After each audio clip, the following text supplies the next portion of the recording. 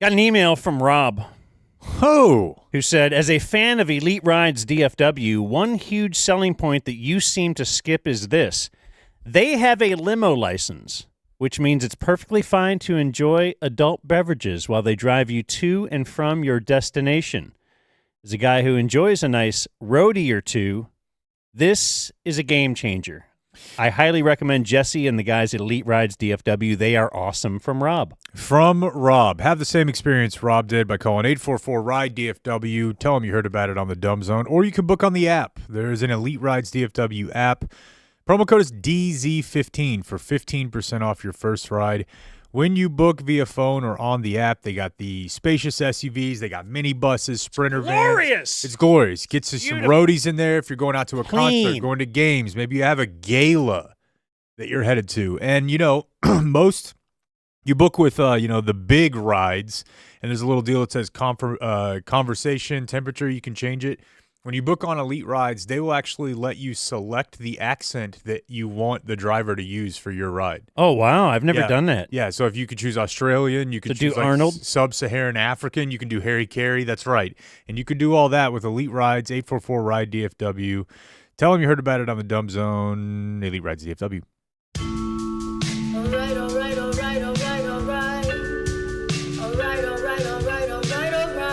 Happy Monday, fellas.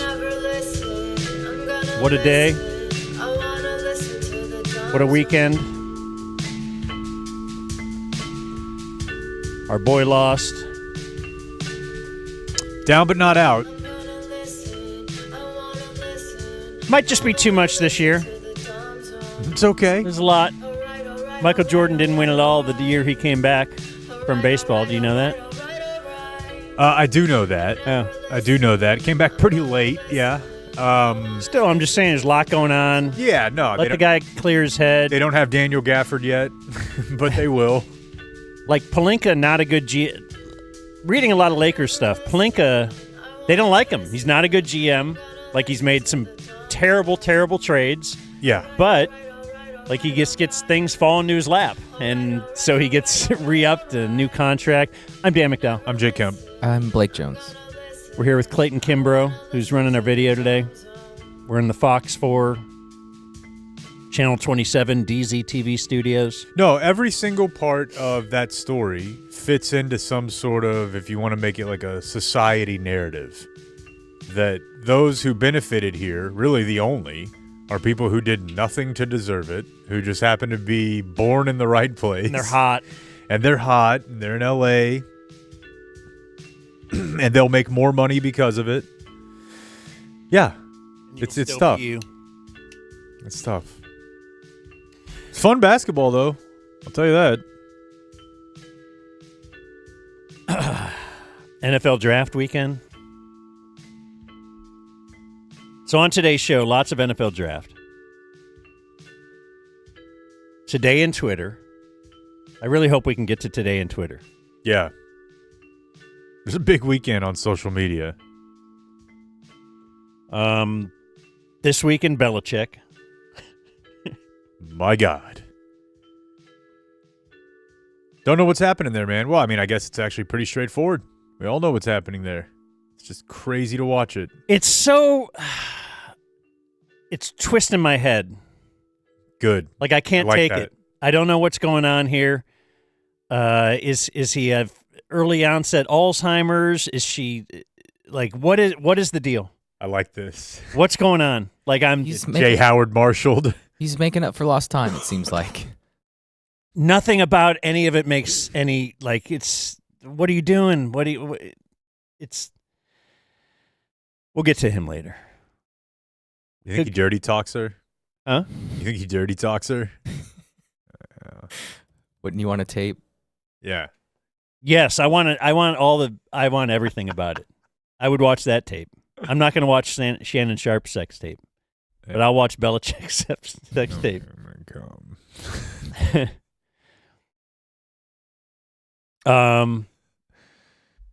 This isn't officially a weekend check, but I thought you'd enjoy my mom's voicemail to me on Friday.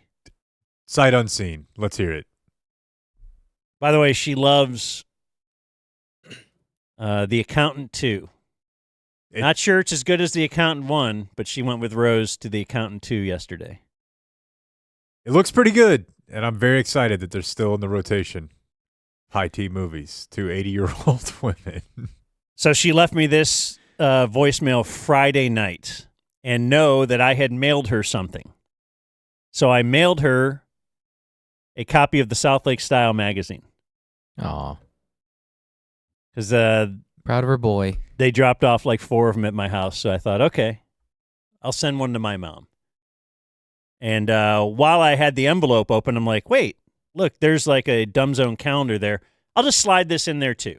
Okay. And I'll just send it to her, just so you know, a little context. Hey, I got your package today. Thank you so much for sending it to me. I'm so happy to have it. The calendar and even though it's, like 4 months into 2025. Okay, so this is my mom. Can't say anything nice. Yeah. But it's like, I love it. I mean, I would have liked to have it 3 months ago. But because I talked to her then on Saturday, and she was like, said the exact same thing. Like, it would have been nice. I'm like, well, you got eight glorious months ahead of you. You're not going to use it anyway. Right. You're not going to use it anyway. Wasn't she like... It's just for the photos. Didn't she FaceTimed you and she was wearing a parka? She's like, I don't know what month it is. Yeah. I thought Even it was though it's- December. Like 4 months into 2025, the calendar and the magazine. So thank you. And that's all. I guess they're talking on the news now whether they think Deion Sanders' kid will get picked up by Cleveland, since he did not get picked up last night by anybody. Made me think of the movie Draft Day. Ah! Okay, bye. Well, I think what we have to do now. What? Well, Get her draft day review? Maybe we can't wait until next year's draft. We got some old ladies here. Pull this off right now? Yeah. Have her watch it with Rose? It made me think of the movie Draft Day. That's great. That is great. So I went skydiving. Oh, wow, you did it. well, let's make this a weekend check. We're Let's gonna- make it brought to us by Qualis Roofing. We'll have some weekend check here and there. Qualis will be at my house tomorrow, putting on my new roof. Oh, is that right? Wow. Materials dropped today in my driveway, and new roof goes up tomorrow. I haven't had to do a thing. Not the inspector meet, not talking to the solar company, nothing. They've handled everything. The inspector meet. That's the thing. They handle everything. They do. They Even will talk to the inspectors insurance company for you. You ever deal with the insurance company, you got to call back, and then you call again, you got to wait. meet. It's like you're on trial.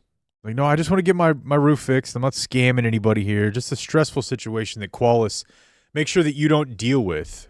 The number is 817-500-9008. 817-500-9008. If you get a roof inspection, get yourself a free Dumb Zone t-shirt. You get a roof with Qualis, you get a $6.90 sit-in on their behalf. You need to get that roof inspected at least twice a year, they say. So hit them up, QualisGC.com.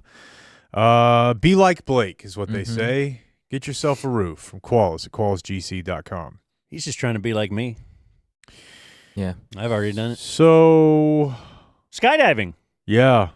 You did it. Wasn't too windy? I'm surprised because, yeah, it was pretty windy all weekend, I thought. So, a couple weeks ago, It's it too was sunny. Like, they always have excuses, these Yeah. skydiving. Yeah, so a couple weeks ago, they said it was too windy. This week, it was I was supposed to be there Saturday morning at 8. It's about an hour away in Enos, I think it is, Dan. That's how you pronounce it, yeah. And they say that they'll tell you 2 hours before if it's a go or not. So they did at 6. They said, I think we're good to go. And I got there shortly after 8, maybe 8:10, 8:15. My 3 friends are already there. It's a husband, wife, and brother of husband. And I'm friends with all of them. I've known them for a long time. So they send you a text at 6 a.m. saying you're good? Yeah, Okay. Because, I was up, obviously. no, I know you are, but the guy, does he ever just wake up hungover and like, nah, I don't want to do this today? Definitely. Too windy. Definitely. But we showed up, and my mind was like, okay, I will do this today if I can be out of here by noon. And they say allow 4 hours. But I didn't want to get into a situation where I was there until 3. I wanted to go to the soccer game, Nora's game, but it wasn't even just that. It was that I can't just sit here. I'm not doing that. It's not your whole day worthy. So they came out at like 8:20 and they're like, "Well, oh, here's an interesting thing. Don't know the company, they have 5 drop zones and it's owned by an American. They're all over the country, but the guy that I was dealing with, really everybody we dealt with was from Ukraine. So that's what when you get there, you realize like these people are not American. And guy comes out and he's like, "We're looking at noon." I can't do Ukraine. Okay. And I'm like, "Noon? What?" And the guy's like, "Yeah, we got to wait for something to clear up for us to get up into. Like, we can't climb with these clouds." I was like, "Motherfucker." I was like, "I don't know if I can do that, but we'll see." So there's a town about 5 minutes away. We drove to a Starbucks there, just chilled. Brought my computer. Mm-hmm. So I just worked. Grinding. Of course. Yeah. Yeah. Tape. And so then the guy called us after we'd been at Starbucks for like 20 minutes. And they're like, "You can go now. Like, come back." We drove back, and we were probably in the airplane, or the first 2 of us, because there were 4 of us, 2 and 2. They were probably in there 15, 20 minutes later, I would say max. We drove back. They were like, "Come on." And then How did you feel about the safety of everything? never thought about it. Okay. Honestly, just didn't think about it. It's out. It's just like a half airplane or quarter of an airplane hangar out in the middle of nowhere. There's an airstrip next to the freeway, and they have a little plane. And they were just like, "All right, let's go." They strapped us in. Your guy talks to you for 2 minutes because you've already watched like this. That's what I was going to ask you. This really long video, but I didn't watch it. So what? You get in a suit and tandem, or It's a harness. They Send it to you, this video? Like you didn't have to watch it in front of them? no, Okay. but you did have to complete it like driver's ed. Like, Okay, so you skip it. hit play and like did they ask is there a quiz at the end like the No. training? Okay. No, but also like we're gonna go over it there, you know. All right. or at least the important parts. I mean, it was simple. You step into a deal like a foot thing, and then it comes up, and then they put it on, and then when you get into the plane, the setup is there's a pilot in the front, and then there's my buddy and his tandem guy, and then me and my tandem guy, and I'm just sitting in front of him like he has his legs out like this, and my back, like my tailbone, is up pretty close to like his junk, but with a little space. And we just sit like that. He's behind you. Yeah. Okay. And I am at the tip of the back of the plane, which is clear above. I can just see the sky. And there's a door that has to open, and that door is not a full door. It's a half door. And so. Do you bring your phone and stuff? No. Okay. They have a GoPro and a phone and all that. He asked me not to. You have a video of it? Yeah. Okay. Yeah. He asked me not to wear my Whoop because he said it would fly off, which sucked because I really wanted to hear the report. But yeah, see your heartbeat and the husband and wife, Chase and Ayla went before us. We saw them land, and then the guy comes back around. They're like, "Oh, holy," freaking out, and I'm like, "All right, let's go." Wait, so they jumped out before you? Yeah. And you see that happen, Mm-hmm. and what are you thinking? Not much about it. I was just like, let's go. Yeah, it's really weird, dude. I didn't have much thought about this from beginning to end. It was just kind of like something I went and did. So you're up in the middle of the air. You're not having fear. You're not having second thoughts. No, but I did have like a moment, you know, like because you're so much higher than you think you're going to be. Like you start climbing and you're like, okay, wow, this is crazy. Sure are a lot of baseball fields because you're just above like housing additions. And now you're into the clouds and you're like, okay. And the guy goes, probably 7-8 minutes, and he's like, all right, we're halfway.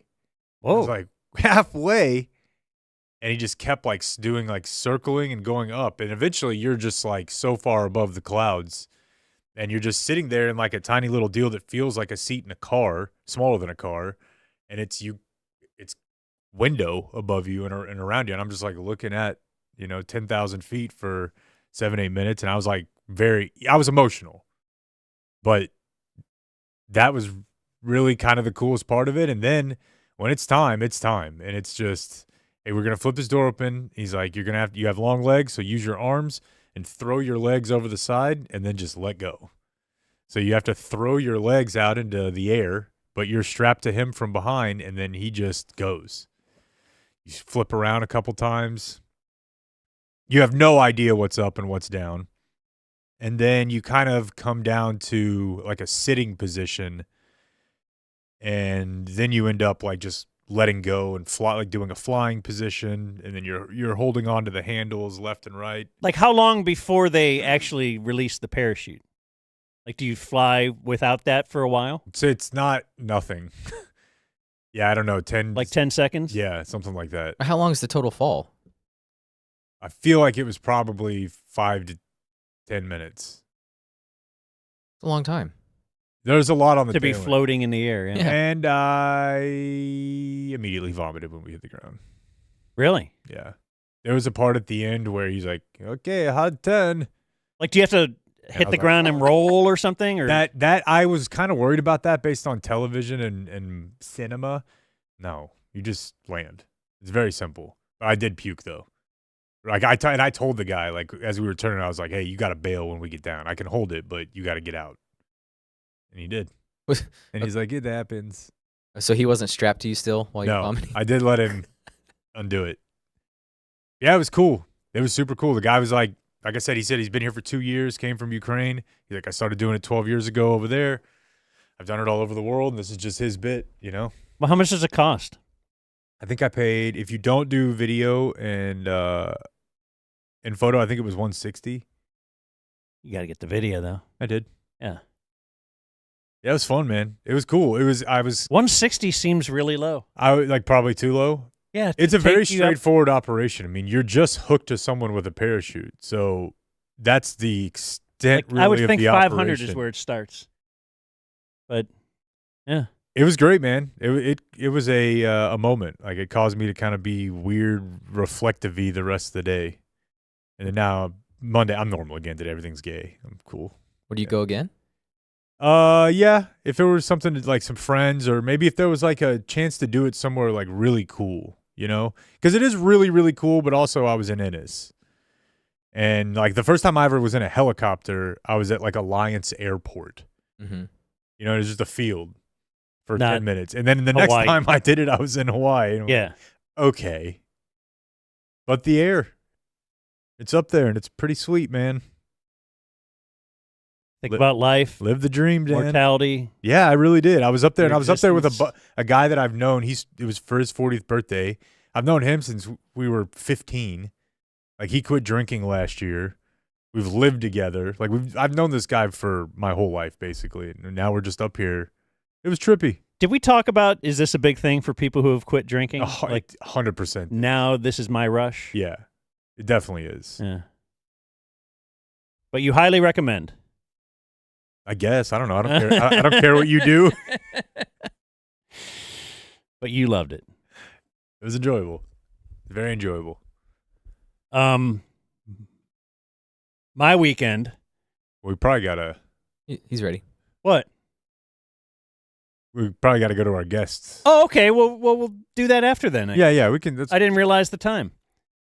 Oh my! Look at the time. We have Jon Machota. You're kidding. How'd you line up Jon Machota? From the One Star Cowboy podcast? The day after the NFL draft? Unbelievable. Yeah. No, I listened to you guys break down the draft. Very good stuff. Say all the exact same stuff. No. We should say this is brought to you by Fair Lease. Oh. Fairlease.org, right? Fairlease.org. That's right, John. If you're in the market to lease a vehicle, look, I'm not demanding that you execute some sort of deal with Fair Lease, but I am demanding that you check them out at fairlease.org. They're Texas proud. They're Texas owned, Texas strong. They are with the Credit Union of Texas. They can give you the top dollar for trade-in, and they can do this super easy. The process, just a few steps online. Go to fairlease.org, click request a quote, select the dumb zone in the How Did You Hear About Us page, and they can take it from there. You can do this all online. They can deliver the car, vehicle, whatever, right to your doorstep. Please, if you're switching up the vehicle situation, at least make Fair Lease part of that decision at fairlease.org. Jon Jon Machota. So have you ranked the Cowboy, like, Give us a grade. Yeah, I don't know. Do you feel it was a solid draft, a good draft for the Cowboys? What you were thinking about going in and what they came out with overall? Yeah, overall, I think it's a good draft. I didn't love the first round pick when they made it. I thought that they'd have a chance to trade back and still get a player like Tyler Booker. So to just take him at 12, I wasn't expecting that. Like most, I thought that they would have a decent chance of getting Arizona wide receiver Tet McMillan. But when he was gone, they were calling. They were trying to get something done to trade back, but obviously that didn't happen. So they took the best player that was on their board. So I can't fault them for that. But it just from, if you're talking like team building, that it's great. For me, I don't know. Like my job, I'm like 4 drafts now, 3 offensive linemen and a defensive tackle. Like it's not really something sexy to write about. It's not really the player that, people are psyched to see the videos at training camp, things like that. All that stuff that goes in it. But hey, I get what they're doing. They're trying to rebuild the offensive line. Zach Martin retired. I get all of that. But after that, I thought that their day 2 stuff, I thought that the Donovan Azaraku and Savon Ravel and day 2, I think that was great for them. Filled some needs, and those are really good players at that value. And then I'm not big on being too critical at day 3. I think that you're just taking chances on guys, hoping that you find a starter here or there. So it looked fine to me. They addressed needs. So yeah, A-, B+. I think it's a good draft. Yeah, I feel like the Tyler Booker thing is interesting because, like you said, if they took him 5 picks later, you'd be like, oh, great pick. But if you end up with a guy who is a starter on your offensive line for a decade, then it's a great pick. So whatever. Yeah, and for me, I don't necessarily. I think you can say that, oh, this is not sexy and be critical of it in that way, and that's one thing. But also, I think you can be critical of it because there's needs, be they sexy needs or otherwise, that they're just neglecting. And I find this draft to be really, it's almost like they ran a case study on best player available versus need, because I've always thought that's not really a real thing. Every team it's a slider, right? Like 0 to 100, and you're always making a decision somewhere in there of need and best player available. But man, I would not have thought edge in round 2 with Nealon coming back, with Sam Williams coming back, with the attention that Micah takes. And, you look at it and Ravel, like there's an injury, but maybe he's a starter. So you could kind of see that one, but not getting a running back until the 5th and then another one in the 7th and not getting a wide receiver. It's not because it's not sexy. It's because it limits their team. That's what bothers me about it. Yeah, and I think you're absolutely right. And they would agree with you on the drafting best player available, particularly high in the draft, first 2 rounds versus need. Because to me, over the last 5 or so years, there's 4 picks to me that were clear. We tried to fill a need with it. And you could make an argument that all 4 of these were not good picks. And it's Mozzie Smith, Luke Schoonmaker, Calvin Joseph, and Tristan Hill. And none of those have really worked out for them. And so when they have done best player available, even though it wasn't a need, that's how they've ended up with Micah Parsons, CeeDee Lamb. So I get where they're coming from on that part of it. So maybe it will be fine. But to your point, yeah, I didn't feel like the Cowboys needed a wide receiver. They needed a wide receiver number 2. So once those top guys were gone, it didn't make sense to me for them to draft a receiver after that, because there wasn't going to be a player that was really that much better than what they already have. So when they miss out on those top 4 receivers, I totally get abandoning that. Maybe you go and trade for somebody. They know that they have to address wide receiver 2 still. But running back, man, they were just all about that this was such a deep running back class and that they could find guys on day 3 that would have been just as good as guys on day 2. And so that's why they drafted a couple of them. And maybe that works out for them. Maybe this will be the answer at running back. when I've covered the Cowboys, they've had that it back when they've had their best seasons, whether it be Tony Pollard or DeMarco Murray or Zeke. So this committee of 3-4 guys, if they think it's going to work, I'm fascinated to watch it. I guess we'll see. What would you have thought if they went golden at 12? I would have been fine with it. Okay. I liked that Emeka Egbuka a little bit more, but Emeka Egbuka is the wide receiver version of the player that they take at guard. I mean, he's like Booker is, but at wide receiver, he's probably not going to be the super flashy guy, but he's just real solid across the board. I just thought that like maybe you could get like a 3rd, and still get Booker or Golden or Egbuka, but They didn't like what they had, and it sounds like they really didn't have anybody that was right behind them willing to trade up. It sounds like they were going to have to go back to the 20s. And so if you're going mid 20s, then you're missing out on Book. You're not getting Golden, you're not getting Ibuka, and then so you could easily be critical of that. So I didn't hate the Tyler Booker pick. It just, there's a part of me, like I started covering the team in 2011, and so that was the Tyron Smith draft. And then in the next 3 drafts, they end up taking Travis Frederick, Zach Martin up high. And so you're just kind of like, all right, they're clearly doing this again. But obviously that also didn't work then. It's not like they got to an NFC championship game or a Super Bowl then. So there's just a part of me being cynical where I'm just kind of like, I just can't be the super positive guy anymore. Like they got to show me something, I understand. I'm not a fan of the team. I just cover the team. So I get when you're a fan that like anything they do or a lot of things they do, you might try and see glass half full. I'm kind of more in I want to see it, Yeah, and we knew that this would happen, but Jerry actually just said, I'm looking at the same sheet maybe you got in front of you that I have in front of me, and it shows our number 114 pick trade to Carolina for Jonathan Mingo.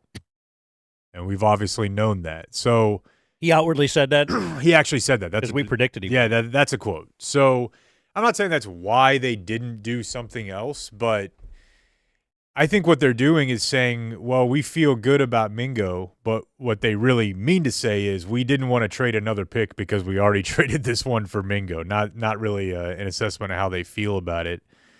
But something that Jerry did say that I thought was really interesting, I don't have the quotes in front of me, but I saw some Trayvon Diggs stuff that felt like a bit of a brushback from the front office for the first time. Would you like to fill my friends in here on what happened? What's developing there? Yeah, so day 3 is a day where it is a grind because a lot of the top players, not named Shador Sanders, are pretty much gone. So there's not a lot of really big name guys. And when you're covering the team, it's basically one conference call after another with the player that they take. And then you get Jerry, Steven, Will McClay, and Brian Schottenheimer at the end. And so you're really in the feel of, hey, let's knock out this press conference, write something, get out of here, get something to eat. Like we're good. It's Saturday, And that press conference normally goes about 25, 30 minutes. Well, we're at it ended up going 45, but at about the 40-minute mark, that's where it was like, okay, ask a bunch of questions of just some cleanup on some things just to kind of find out, hey, what's the latest with Sam Williams? What's the latest with Trayvon Diggs, Marvion Overshown, the guys that have been dealing with injuries. And so when Jerry was asked about Diggs, nobody was asking for this complete breakdown, but I'm glad you brought that up because out of the entire 45-minute press conference, it to me was the most interesting thing. And it came way at the end, like something that you're not expecting, but Jerry felt like that was his time to share something about it. And so basically what he was saying is that when Trayvon hurt his knee previously, that he didn't rehab correctly on the way back. And so that possibly led to what injury he has now, because I don't have to read in between the lines. I mean, I have the quote right here because I didn't want to tweet just like a sentence from it. I was like, I'll wait until this thing's over and I'll just tweet the whole quote because I thought it was pretty interesting because there's a lot of Jerry E's in this, but if you just read in between the lines, he's pretty much telling you that he didn't do the right things the last time he hurt his knee. So he said, we have a good idea with him. He's working hard. That's very important because if he will be very good and diligent in his rehab process, then he'll get back quicker. And when he does get back, he'll be sounder. If he has not worked as hard, he is more subject to injury. He's learned that one time. I have a lot of hope that his actual rehab and experience from that time before is really helping him out. I think it is. So I don't know how much you guys had heard of this or seen on social media, but there was a lot of talk last year about how Trayvon Diggs, the team wasn't happy with the way he rehabbed and things like that.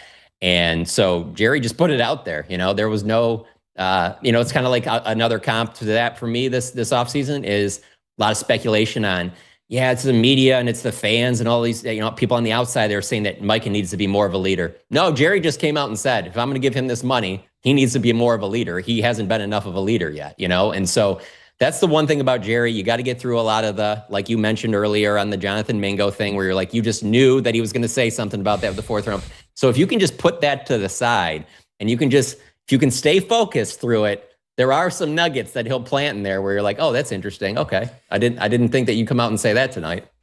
Yeah, I don't know what the 3rd rounder's health status will be, but I wonder if Diggs isn't a trade candidate.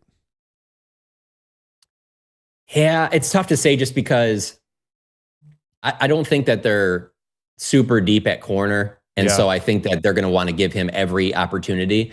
But it is funny that you, like, hey, when you bring that up, it also makes me think of after day one, we did a little walk-off with Jerry.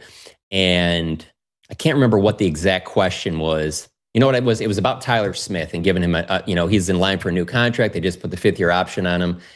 And Jerry was talking about how hey, sometimes it's better to wait on some of these contracts because you get to see a little bit more that plays out and things that happen and stuff. And so, I tweet out that quote. Of course, you get people respond and saying things like, well, what other players didn't work out with? He's waited too long on all these contracts. And so the people that he didn't say this, but I know what he's talking about. He's talking about Zeke. He's talking about Jalen Smith and Lyle Collins and Michael Gallup. And there was a part of me when he said it, I'm like, he could be talking about Diggs too. I mean, as soon as they gave him the contract since then, it hasn't been the same as what they had before. Injuries have obviously been a big part of it, but that's the only, I think they want to see how he recovers from this. And then maybe you make a decision after that. But I think with the 3rd round pick, Savon Ravel, Dr. Cooper, who's one of their team doctors, did the surgery on Ravel. So they have a lot of the information there that made them feel comfortable. He'll start training camp limited. He'll be on the PUP list. And then they plan on bringing him off of that during training camp at some point. But they think he'll be ready for week 1. And as long as that's the case, then I think he's a starter with Kyrie Elam and Jerron Bland. And you're in a pretty good spot there. And if you can get Diggs back by week 5 or 6, something like that, then your room is probably in decent shape. That's interesting, their perspective on once I pay you, I need you to then be more than you are now. Because I remember them doing this with Dez. I remember them doing it. They even tried to tell us how Zeke was becoming a leader after he got paid. And I think some guys just are. Like, you are just natural leaders. And that's what they really say about Tyler Booker, right? In fact, here, my buddy, Ryan Brown from Birmingham, Alabama. Oh, yeah. They had, let me see if I can play this for you guys real quick. They had Tyler Booker on their show this morning because, they got a relationship with him, I guess, a history. Let's see if I can get a little audio for you here. See what this sounds like. We're biased. I mean, we all agreed you should be a first-round guy, and there were some services and mock drafts that had you falling maybe out of the first round into the early second. But when you went 12, it did seem high where people had you projected maybe going in the 20s. Were you surprised at all it was Dallas? Were you surprised at all it was 12 when the phone rang and you got that call? No, I was surprised that I went as high as I did. This is something I've been working for my whole life, and I know what I bring to a team and what some of the quote-unquote experts aren't privy to are how well I do in the classroom, how well I do on the board, and my leadership and what I bring to the team. So the Cowboys didn't just draft a right guard that's going to come and play after one of the greatest guards of all time. They also drafted a great leader, somebody who's going to change their culture, somebody who's going to improve their culture and improve their program and improve the team for years to come or however long the Lord sees fit. But that's what some of the experts don't know or aren't privy to. Feels like that's what they're pointing to a lot of, and this guy does speak so well. He's very impressive.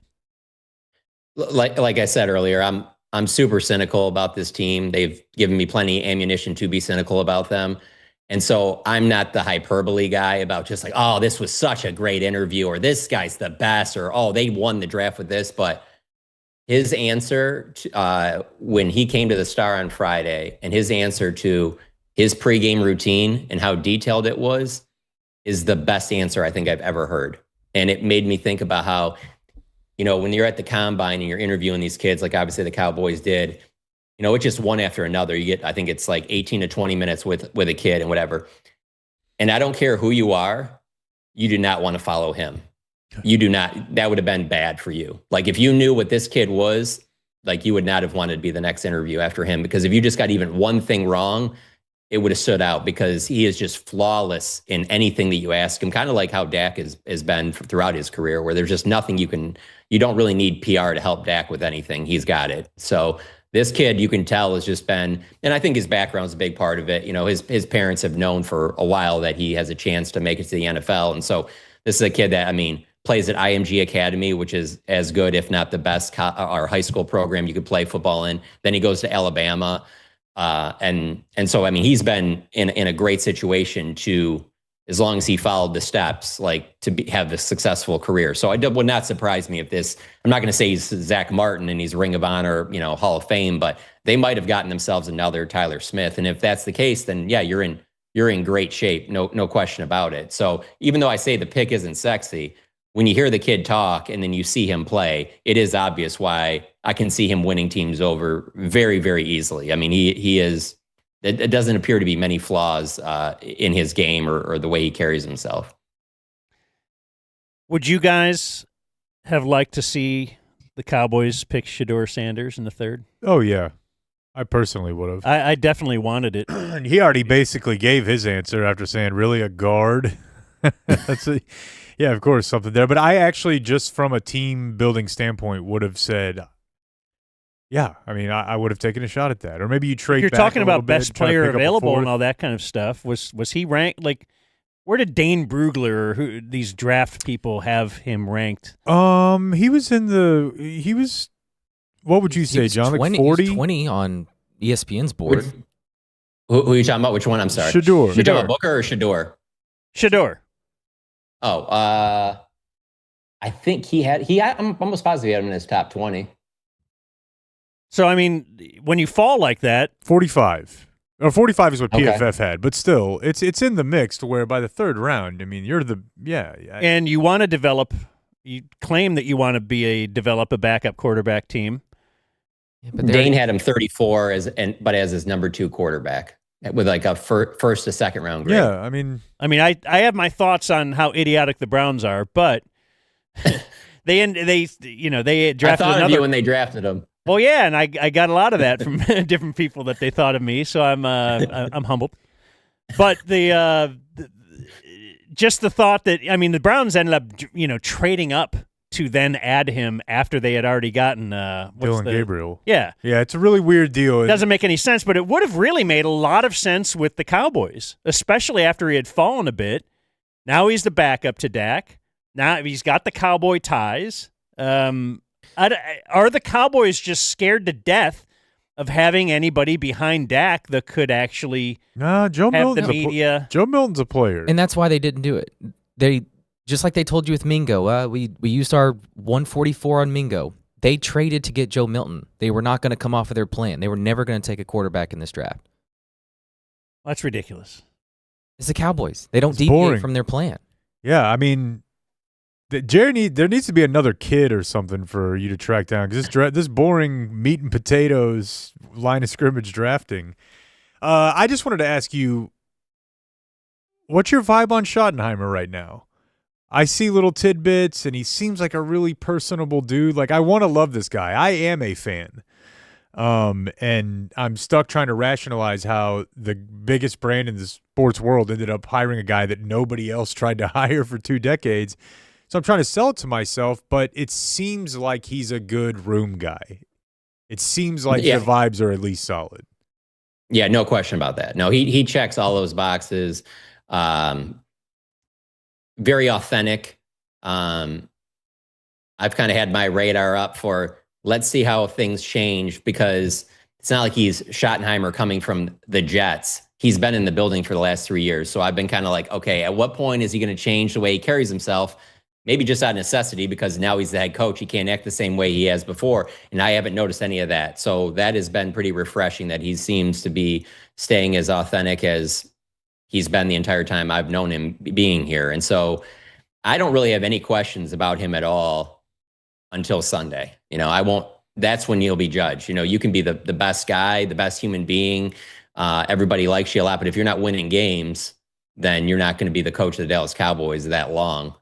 I guess you can be for some people, like a decade. Yeah, probably won't be. So I guess, that's a bad way to put that. Winning a lot of games and having postseason success. But here's the thing, like, how is he going to do calling the plays and then calling the plays and being the head coach on Sunday? So I think he's in a pretty good spot with having Dak, someone who's been around. So It's not like there's going to be all this newness to it. So I think he'll be able to handle that well.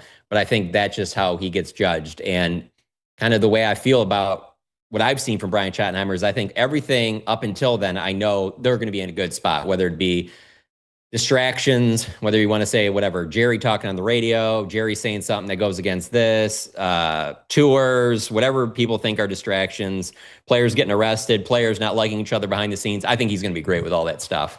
But the part that I don't know is really the same stuff that I would say about Ben Johnson, who most people would say was the number one coaching candidate. It's like, yeah, Ben Johnson, he can dial up a play with the best of them, but we haven't seen him on Sunday as a head coach. And there's a lot on your plate on Sunday with game plan decisions, to changing your game plan, to challenges, to clock management and all that stuff. So there's a lot on your plate when Dan Campbell takes over. He's not the offensive play caller. He's the walk around head coach. He can, kind of have his hand in a little bit of everything. Like Brian's got a lot on his plate from that perspective. So I don't think that we'll know. And then I'll give you one that could be an issue right off the bat early on. If the offense doesn't look good, how long does it go into the season before then people are like, well, maybe he should just be the walk-around head coach and let Clayton Adams call the plays. Like, I'm not saying that's going to happen right away, but it's the Dallas Cowboys. You know that those are going to be storylines if the offense is sputtering and things like that. So how will he handle all that stuff? I think he'll be fine. It just the in-game coaching, we just don't know because he's never been a head coach before. Yeah, and I don't know much about Clayton Adams, and I don't know how he was hired, but I think it's pretty telling that he was,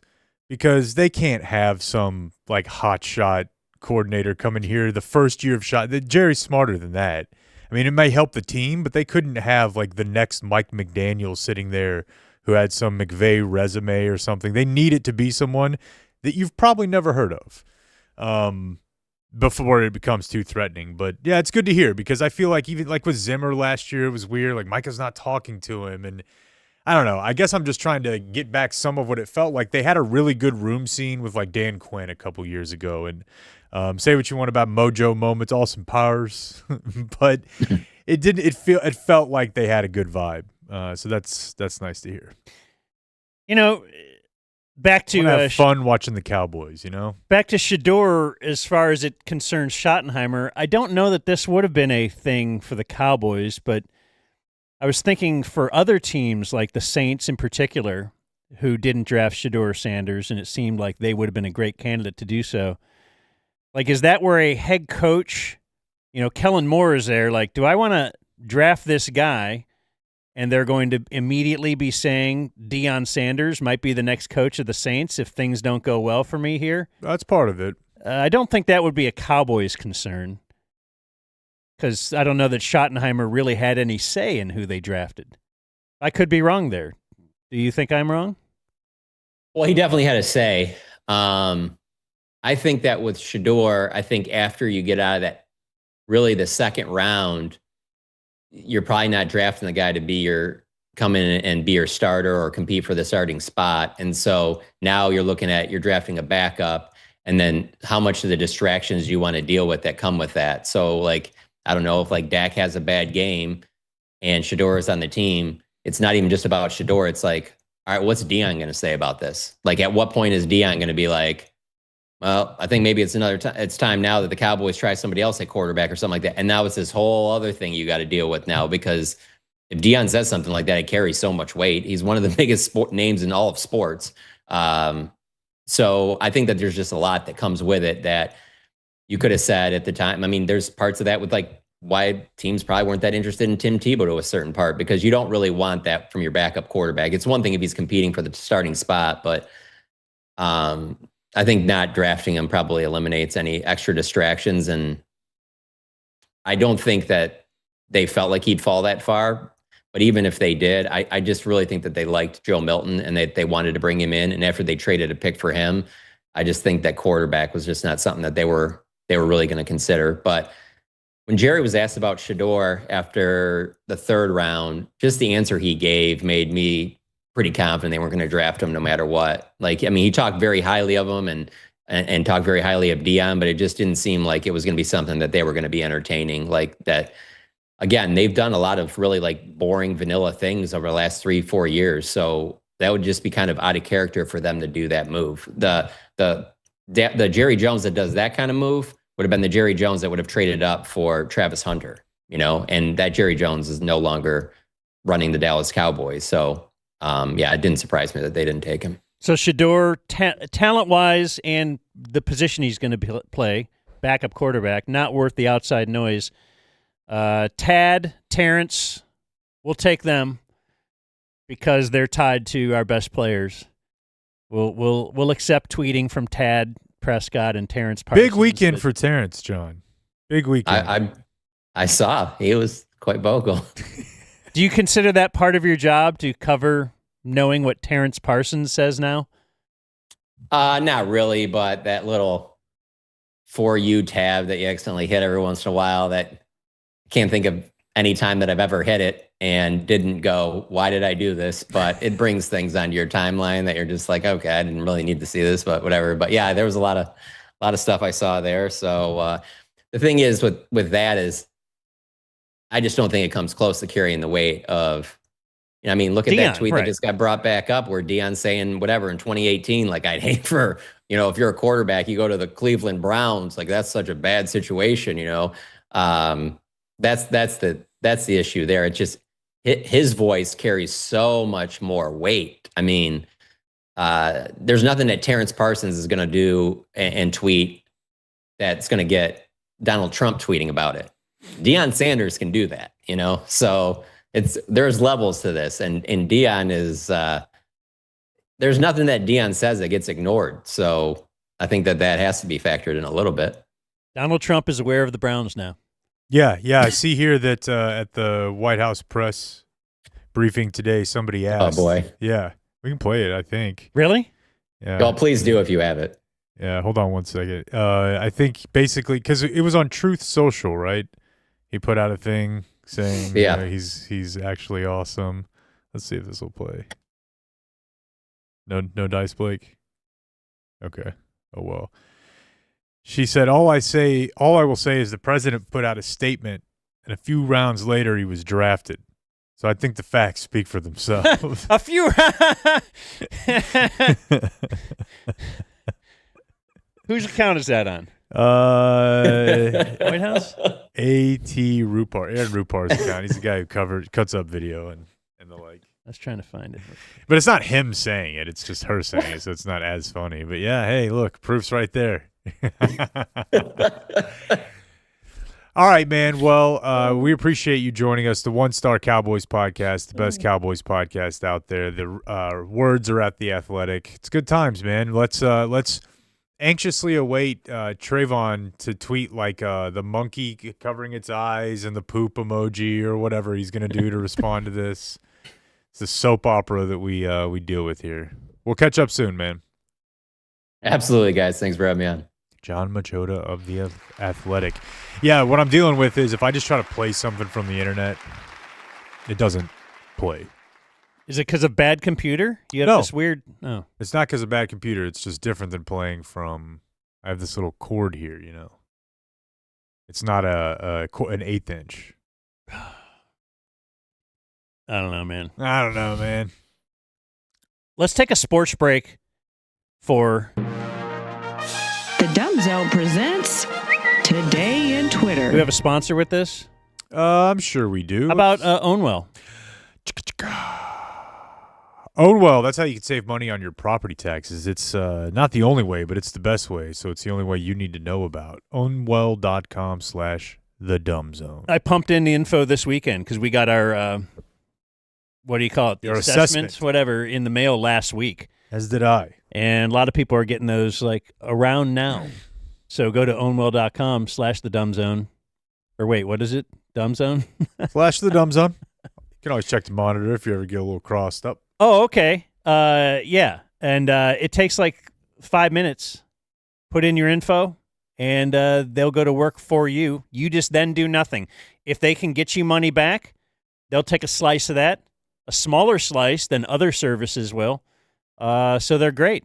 You just if they can't get you money back, you pay 0. 86% of people win their appeal and win money. So basically, this is not for you if your main hobby is fighting property taxes. Yeah, if you like it. If that's your bit, skip this one. But for everyone else, ownwell.com/thedumbzone. And yet again, we're going to hit it with a tagline, be like Blake at ownwell.com/thedumbzone. Yeah. So today in Twitter, speaking of Trump, the White House is now a troll account. Yeah, I heard about this. Was it about Christopher Columbus? Yeah, Trump said I'm bringing Columbus Day back from the ashes. The Democrats did everything possible to destroy Christopher Columbus.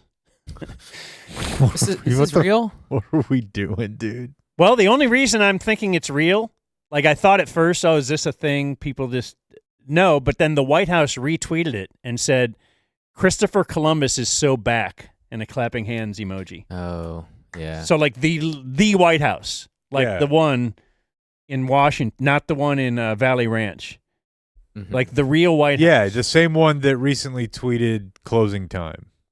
The semisonic closing time, like So when they were deporting someone. Trump says, I'm bringing Columbus Day back from the ashes. The Democrats did everything possible to destroy Christopher Columbus, his reputation, and all of the Italians that love him so much.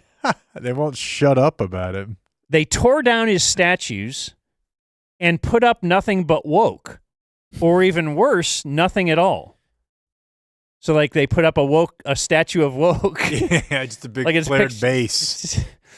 It's It's a lip ring.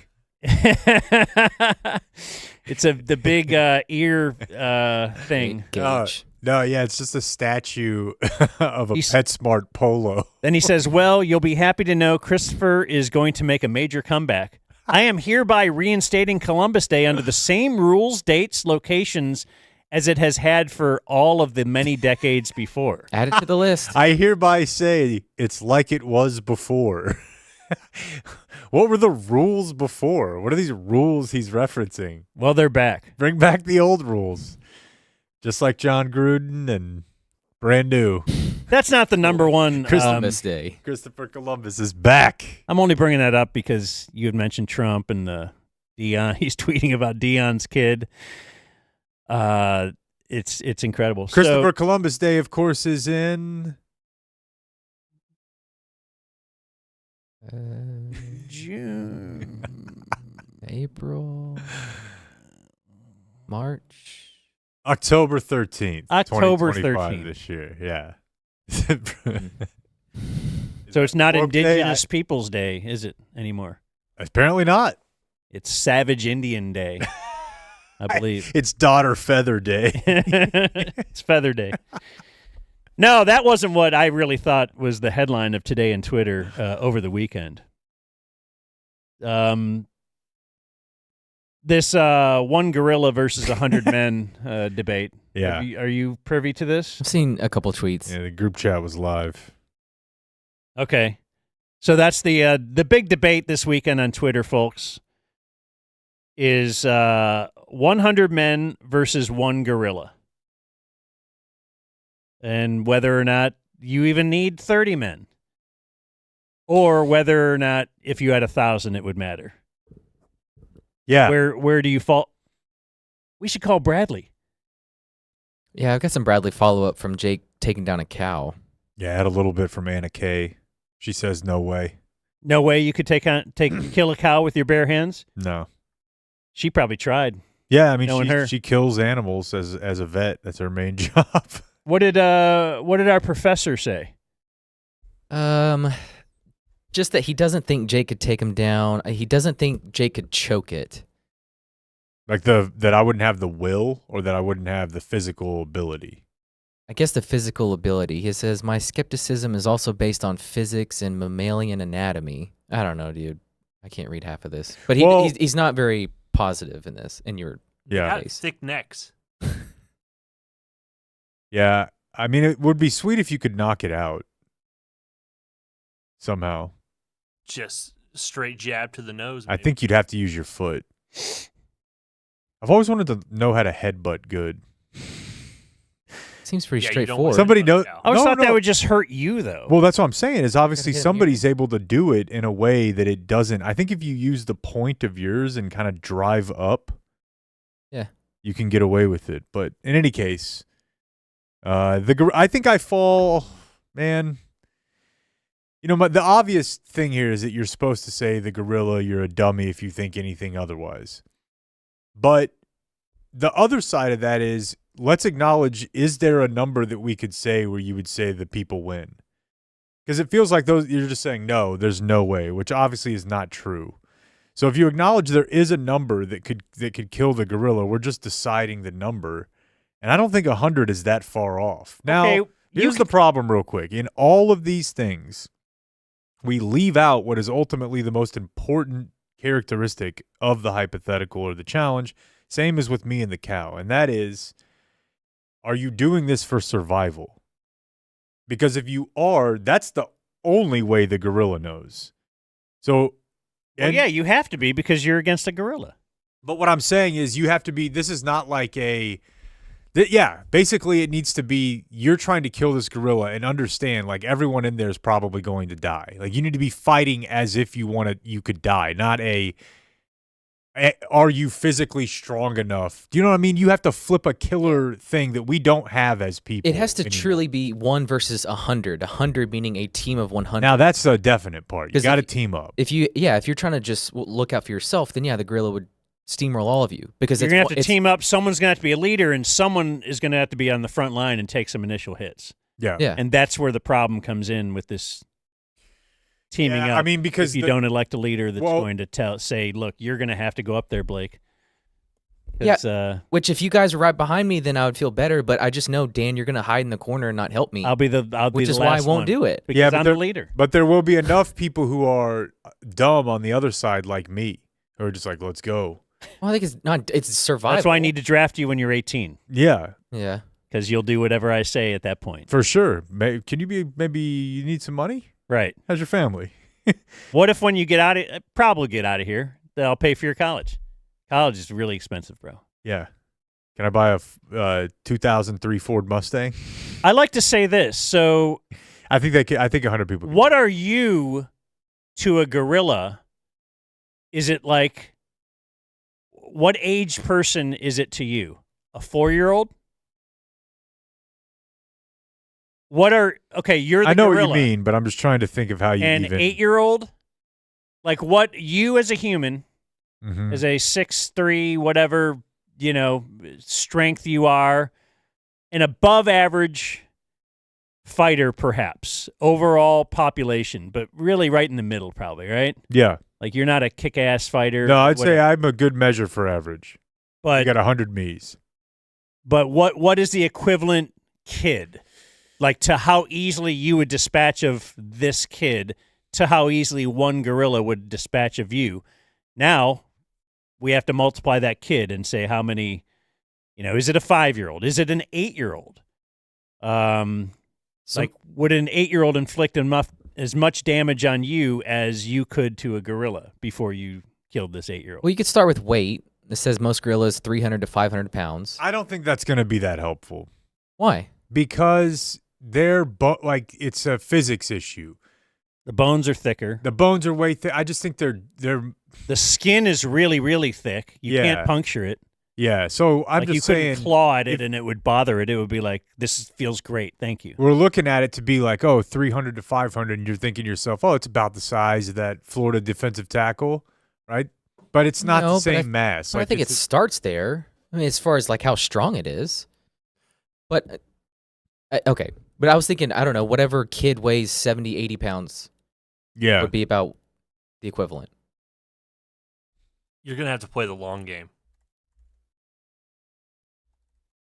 20 to 40 guys are going to have to just know that they're going in there to die. Well, and that's where I'm saying. What about as the humans, starting Cowboys offense?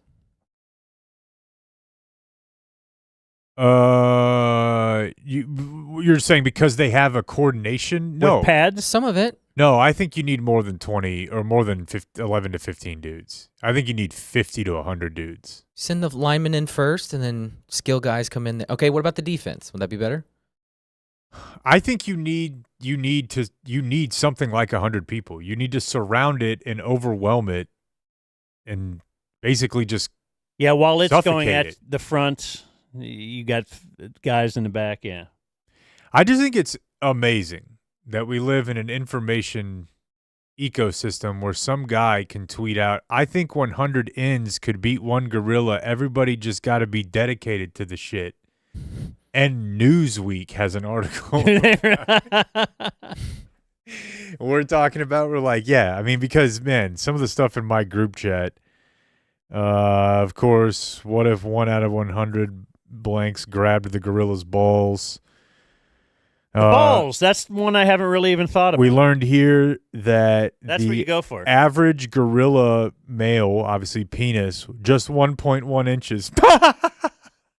Oh, don't make him mad. It says, y'all thinking too hard, just go meat for meat. Just grab his little tiny micro primate penis. But yeah, I don't know. 100, you come on. I saw a lot of I would think science 100 bros good saying no way, could, but it couldn't be 100 random people just thrown in there with him. You would have to have some kind of a plan. You would have to have some kind of organization because, like Clayton said, the first 20 or 30 you might end up dying. Like if I gave you 100 no gear but trained and in shape Marines, Yes. they will beat this gorilla to death. They might not lose a guy. I don't know. Well, yeah, I think that's a level of domination. But if it were just like 100 guys from the mall, no. It'd be closer. What mall? And that was Today in Twitter. Not all malls are created equal. I don't know. Town East Mall could hold their own. North Park, I'm not sure that we'll go there, but Yeah. So that was Today in Twitter, but we also have something that I discovered on Twitter. We never finished Weekend Check either. Don't forget. Do we do that today or tomorrow? A 2-day weekend check? You're crazy, fool. What do you want to do?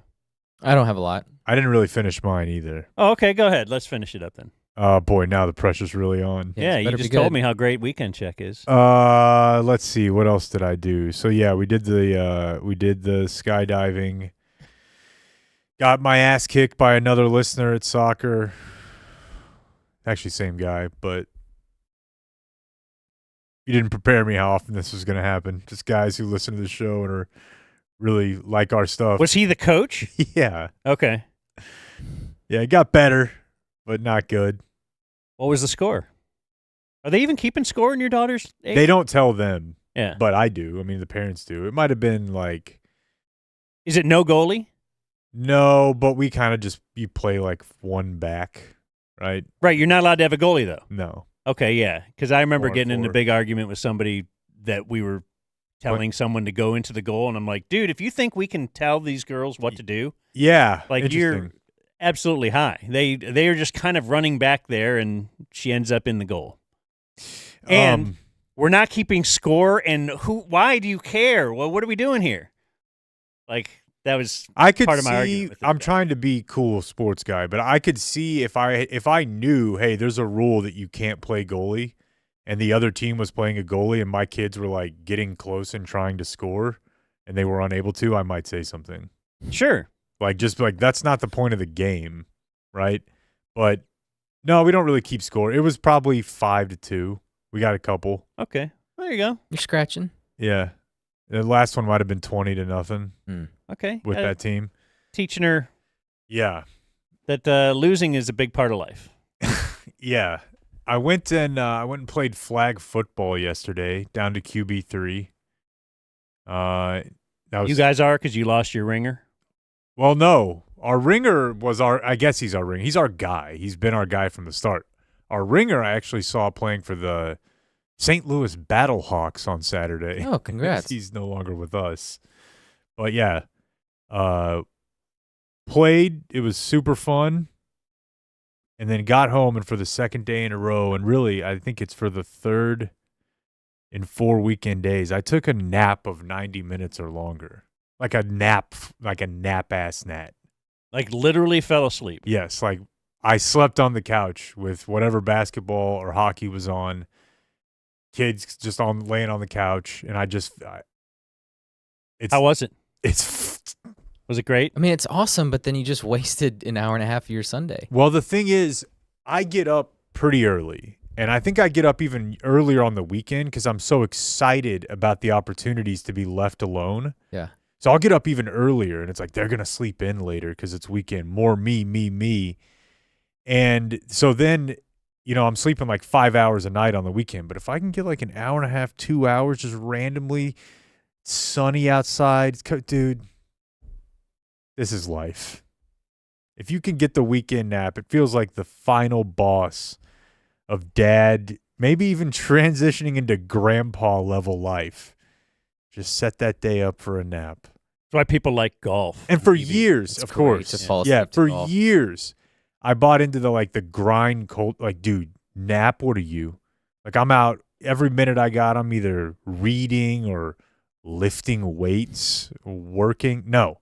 What does Brian Johnson think about a nap? I'm getting myself a lemonade, and I'm taking a nap. It's been pretty great, boys. I'm not going to lie to you. Clayton, what'd you do? I had a fun interaction with AI. What was her name? Wild. Yeah, I was going to say. Taco Bell has introduced their new AI ordering for the drive-thru. What are they calling it? I don't know. Semi-attractive sounding woman talking to me, asking me what I'd like to order. They from should Taco make Bell. they should make the Chihuahua do it. Clayton, what do you want? You get a Taco Bell. That would be sick if you can just like they see your face and they just pull up your account. So how does this work? So you pull up and their screen's all digital now, and the order screen is like lady pops on, is just like, "Welcome to Taco Bell. What would you like to order?" Told him my order. Got it perfect. Taco Supremes, no tomatoes, extra cheese. Boom. Classic stacker. Got it. Then I got upsold. They taught the AI how to upsell. Ooh. Are you sure you wouldn't like some nacho fries with that? And I'll be damned if I didn't want some nacho fries with you weren't that. sure that you didn't need some nacho Yeah. fries. That's with that. incredible. They didn't teach it. You just taught it.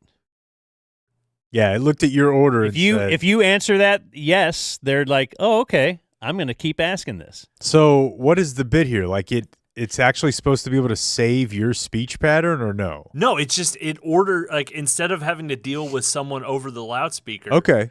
It just eliminates the need for Got that it. one person. That's still pretty impressive. It's, No, it's awesome. moving the kiosk outside. Yeah. And you don't touch it. You Yeah. talk to it. That's Sure. that's a big step. Yeah. One thing that I did notice, the gentleman in front of me in line, There are no gentlemen at Taco Bell. Well, what does that mean? pardon me, sir, just trying to live moss over here, and Blake's over here freaking No, running the I've ball been down my there. throat. I've been there. Guy in front of me, definitely not a English first language speaker, having trouble with the AI. Yeah. Why didn't they teach the AI? That was my point. It was Russian, you said the guy was Yeah, talking, I was right? what language? I could just tell. I could hear him having to repeat his order over and over again. So I was like, if we have AI, Yeah. you should Don't be make able it to just racist. say the language you want it to speak to you, Yeah. and it speaks that language to you for your order. Like, Especially at Taco Bell in Texas. Don't you think? Yeah, but I mean, probably anywhere. Well, that's interesting.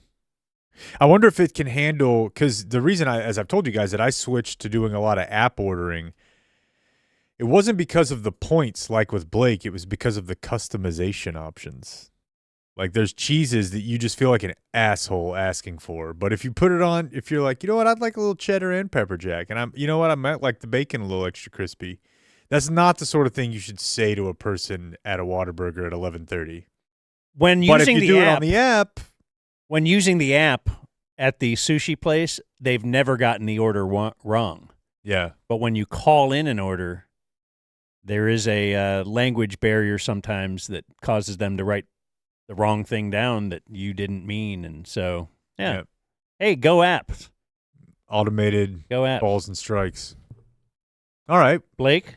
I had a big dinner Saturday night for a friend's 40th birthday party. We went to Everybody be turning 40 this weekend. Yeah. Went to a seafood place where we had a table minimum. And that was a little jarring to me. High roller. Spender? Like, what does that mean? There were 10 of us, and I guess with the reservation, if you're going to have a party that large, you had to commit to $1,000 minimum. Whoa. That's about what I was going to say. And so I wasn't aware. Alcohol goes towards that, right? Yeah, everything Okay. does. Yeah, you could get to 100 then. So I wasn't aware. That's exception. You don't think 100 is exceptionally high? No, I think it's high. I don't think it's exceptionally They high. just think you're going to be there for like 2 hours. I think instead if you of one. have 2 drinks, an appetizer, and an entree, you're probably pretty close. Like splitting an appetizer, you're probably at like $75. What if you don't 80? drink? Then you have a problem on your hands. Yeah. And I didn't drink, but they're the steaks, I don't know, $50, $60, the fish, $30, $40. But I don't know. I wasn't aware of the minimum. And you're like, well, guess what? I have a tip minimum. And it is 0. So they come to us at the end of the night and you're like, you're $200 short. And so now it's like, it's kind of Christmas where it's like, okay, well, what do we want? But it's also like, oh, man, You have to get we've this. had enough to How about drink. that painting on the wall? Had dessert. And so luckily Change, it wasn't on the menu. market price.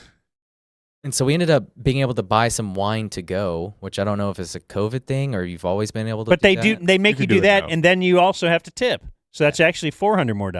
Yeah. So I don't know. It was weird. I'd never been a part of the table minimum, I don't think. Well, they should have. Somebody should have been aware. Maybe nobody was. I think But I think the person who booked it was, but didn't tell any of us. man, I would have gone 1 wine. I'd have got a bottle of wine for seafood everybody. tower. I would have gotten 3 desserts. We went pretty hard. I would have Dessert gotten- guy now. Several, yeah. Well, for the group, So if you've different. got to burn some money, Mhm. Okay. yeah, let's do it. And then, yeah, I am share the partially dessert? more dessert guy now. I'm not against sharing the dessert. No, I think I was in the past. I think I'm not a. I don't I think think so. sharing is the move because you just get to experience like Different stuff. yeah, just get 2 or 3 desserts and You've been sharing dessert for a while. That was my first gay, not gay entry. You and Bob sharing ice cream in California. Well, I think I was against it, though. Okay. Now I'm for it. he was against it in the same way that like Shannon Sharp's lady was against it. Kind of He's like like, it. oh no, please, dig Bob, stop feeding me ice cream. I forget what your recent invention was, but I think I have another invention for you, Jake, to market. Oh, or the blinker was going to sync up with the beats Oh, that's per right. minute in Yes, your, yeah. That's in great. your playlist. What do you got? So I'm at a fancy restaurant. I don't know what half of these fish are. If we're gonna do digital menus, how about a nice little like flyover of the plate, or just like a rotating? Like I want to see what it looks like before I get it, That's a good Okay. idea. because Yeah. you do the thing. You naturally come down to 2. You can't really decide which one. I got one of them. My buddy got the other one, and it was pretty apparent early on. He got the better You one. got out Waterburgered. Yeah. So I was like, son of a bitch. If I had just seen it, yeah. that looks way better than mine. No, it's a good point. Look, we have like a sales deck that we're working on, like a real business, and when you open it, there's moving images on it, despite the fact that it's slides. So I know you can do it, Papa Doe. Mm-hmm. I know I should be able to just scan the QR code, and as I swipe, just see the dish. Yeah. Click on. And not a bad photo. I want to, like he said, a little aerial, a little 4-second. Yeah. Let's see the dish. Either folks. rotate the plate. You can have all your allergy info, your calories if you want, all that kind of. It just needs to be. Menus can be better. Imagine. And we're kind of stuck right now. I'd like to start a new list, and I don't quite know what to call it, but along the anchored phrases, I've seen a few words recently that I don't know if I'd ever seen in text before. Words that you hear a lot. But like, for instance, when we were in San Antonio, I saw the word soiree. SOIREE. Nailed it. But I had to look at it. Yeah. Soiree. Yeah. Negligee. Negligee, isn't that like a lady thing? Yeah. What is it? It's a I recently learned what a blouse was. it's like underwear. Negligee's in underwear? Yeah, it's like hot though. It's Is it different than it's sexy. Is it like stalactites and stalagmites where you have lingerie and negligee? Is it? Am I wrong? No, Is it lingerie? I don't know the difference in negligee It's and lingerie. negligee, not lingerie. That's right. No, you're right. I don't know. That's what I'm saying. I never hear about negligee. I think he was in 98 Degrees. That's Nick Lachey, married to Jessica Simpson. Cacophony. Do I have a boo drop? Or, I say cacophony, and you know why I do? Do you guys have these sort of things where, like, it's for me, it was like 8th or 9th grade AP or whatever testing. I learned that word, and it was like, that's a good ass word. And I just kept saying it for the next 25 years. what's it mean? Like a loud, like a bunch of noises mixed together, very loud, like a cacophonous sound. Yeah. Okay. My home, basically. But yeah, that's one you just learn in 8th grade, and you're like, I could ride this forever. Yeah. CACOPHOEY. But Yeah. okay, I think that's it. Then last, diocese. I don't think I'd ever seen that in print. The Archdiocese. I don't know That's what all any- I know about I don't know what any of it means. I don't know what diocese means. I read But it has something to do with the church.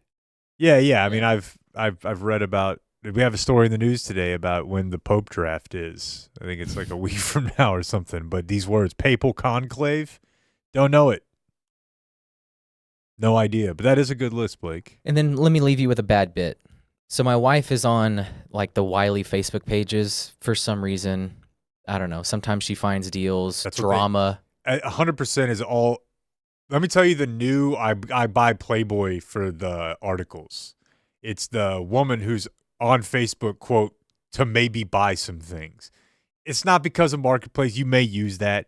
It's because you do still want to see who got fat, who's the most racist, who's the gayest, whose kids are. It ain't because you might occasionally 2 or 3 times a year peruse a $99 item. Well, you know, if there's ever a wreck on 78, she'll tell me what happened and who was involved. If there's a new store opening up off Ballard, she knows about it. She's up with the Wiley drama.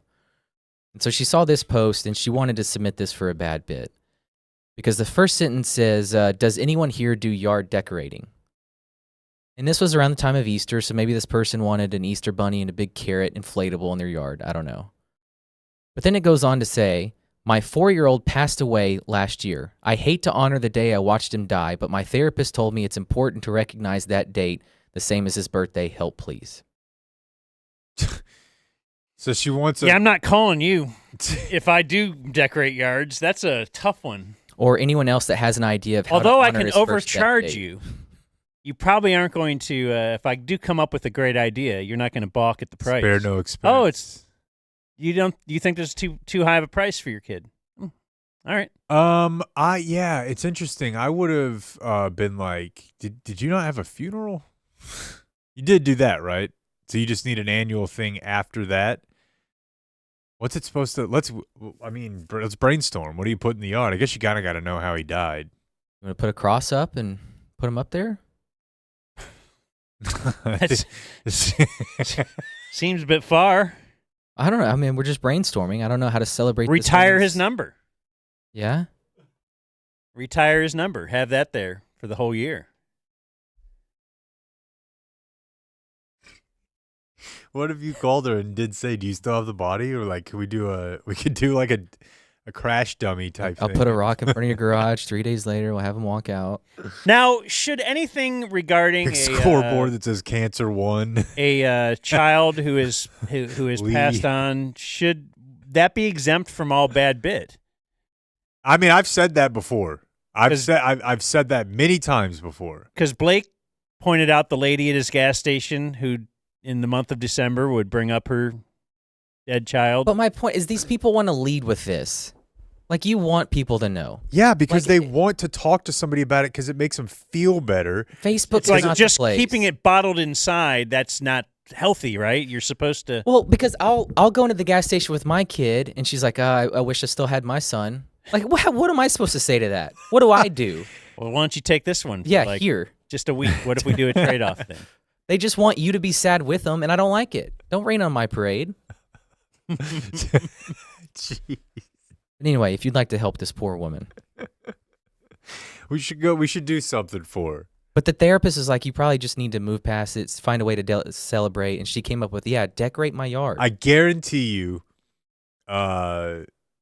her therapist did not think she was going to do Post on the Facebook. dead kid version of Lordy, look who's 40 out in front. Made it to heaven before 7. R.I.P. James. Instead of over the hill, it's under the ground. All right, my weekend very quickly. The reason I brought up Cy Robertson before the show was because I am now updating Today in History every day throughout the whole year, because every year my files they're always missing like the weekend from the day before, or the year before. So now I'm trying to get even more anal about it, and now I'm just updating it all weekend. And it was his birthday this weekend, and you said it seems like all their birthdays are like this in this last week, so it is. My daughter could check in during this week at some point if you want, but she went to the Savannah Bananas game at Clemson, the largest ever crowd, over 81,000, sold out. She called me on Saturday night, or first she texted me Saturday night, right after it. She texted me during it and said, what did she say? Sorry, she entered a lottery to be able to get tickets. Blah, blah, blah. Oh, Saturday night. Bro. That's how she texts you? Well, first it was just one text, bro. 3, that's it. Okay. During the game. Then the next text comes in a little while later. This Savannah Banana low-key brain rot. So I think she kind of hated it. I mean, I think she was glad she was there, but said it was just too much. Yeah, no other way. I would have been, honestly, if she was like, you know what, this is really cool, and I think that there's a redeeming here. It looks like they're bringing families together, growing. I would have been really disappointed. You know? I need to know. She also ended up committed to the cause. This is later today now. It says I haven't filed taxes for 2023. It said the extension deadline was October 31st, 2024. What do I do? Yeah. You're a little late. Figure I just kind of assume that's dad of college kid for sure.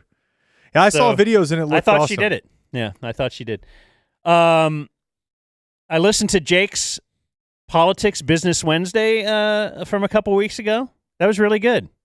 Hey, thanks, man. No, I liked it. I had not listened to it yet, but I wanted to hear what Harper had to say. If you want to hear about a guy who's running for school board, it's just very interesting, I think. Very interesting. We made it.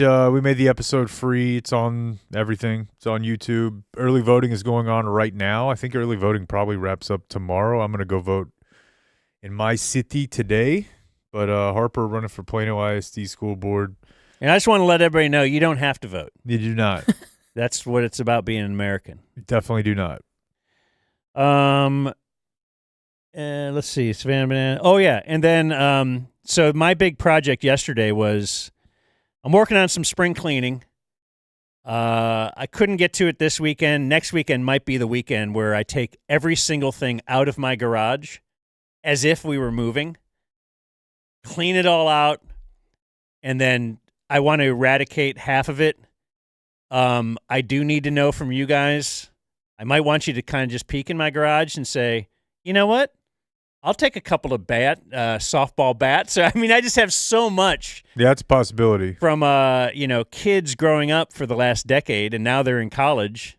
So I have I got a nice wagon you could put. If you're going to be a coach, you're going to want this wagon, my friend.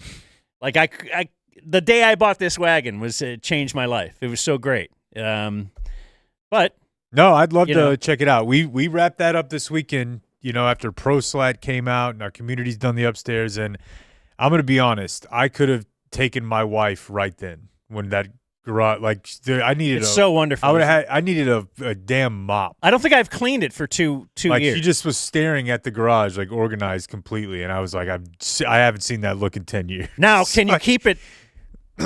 Probably not that way, but stay on the blower. I'm impressed with the work you've done over the years. I do a lot of blowing. That's what she said. I know, bro. Huh? Marriage.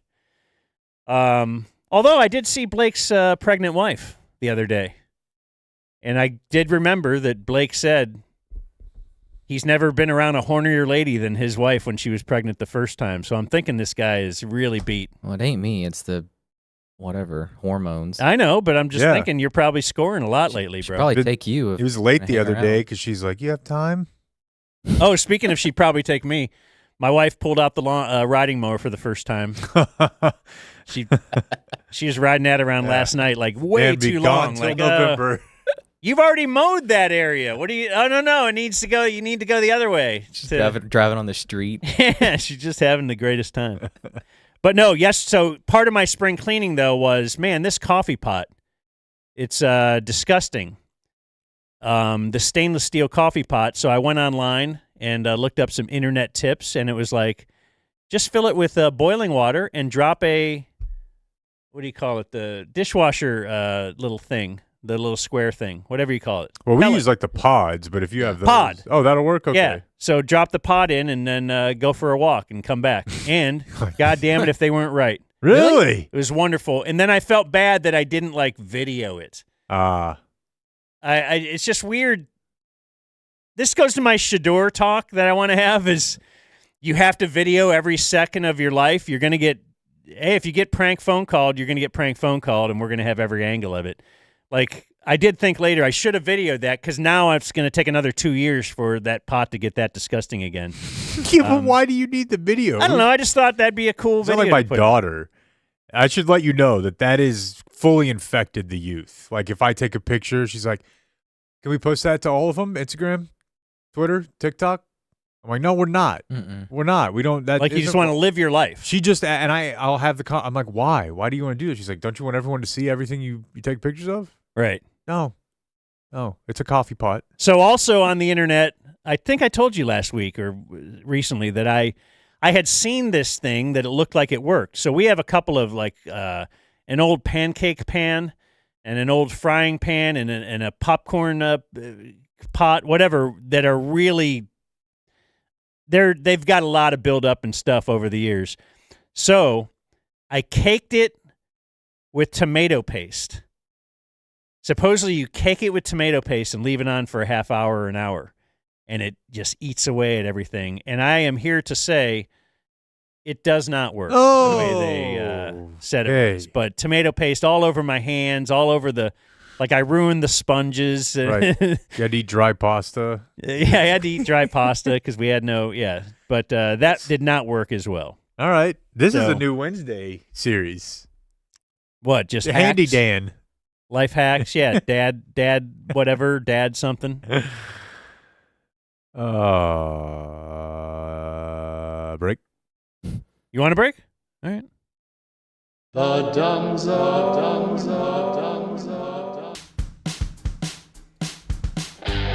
You're listening to The Dumb Zone. One Day Doors and Closets has a promo code. I guess it's onedaytexas.com, promo 30. You buy one door, they give you two. I never like when people say buy one, get one, because you should. You're paying for one and you get one. With One Day Doors, you're buy one and you get two. It's bogut. Solid doors.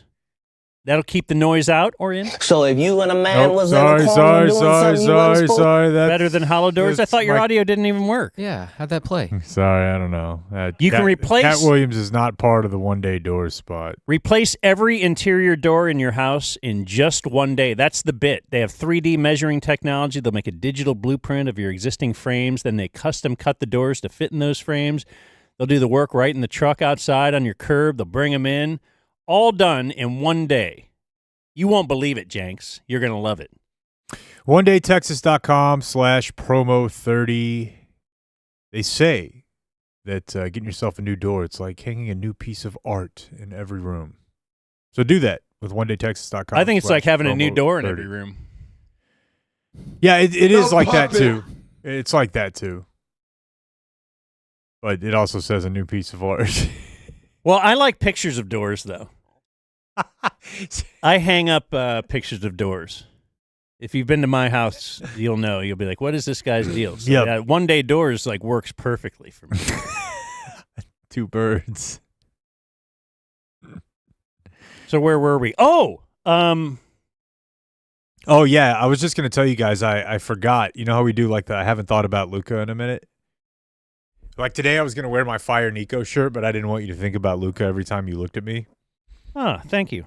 And so today, it's been a while just since I thinking thought about about- Luca, and that was good.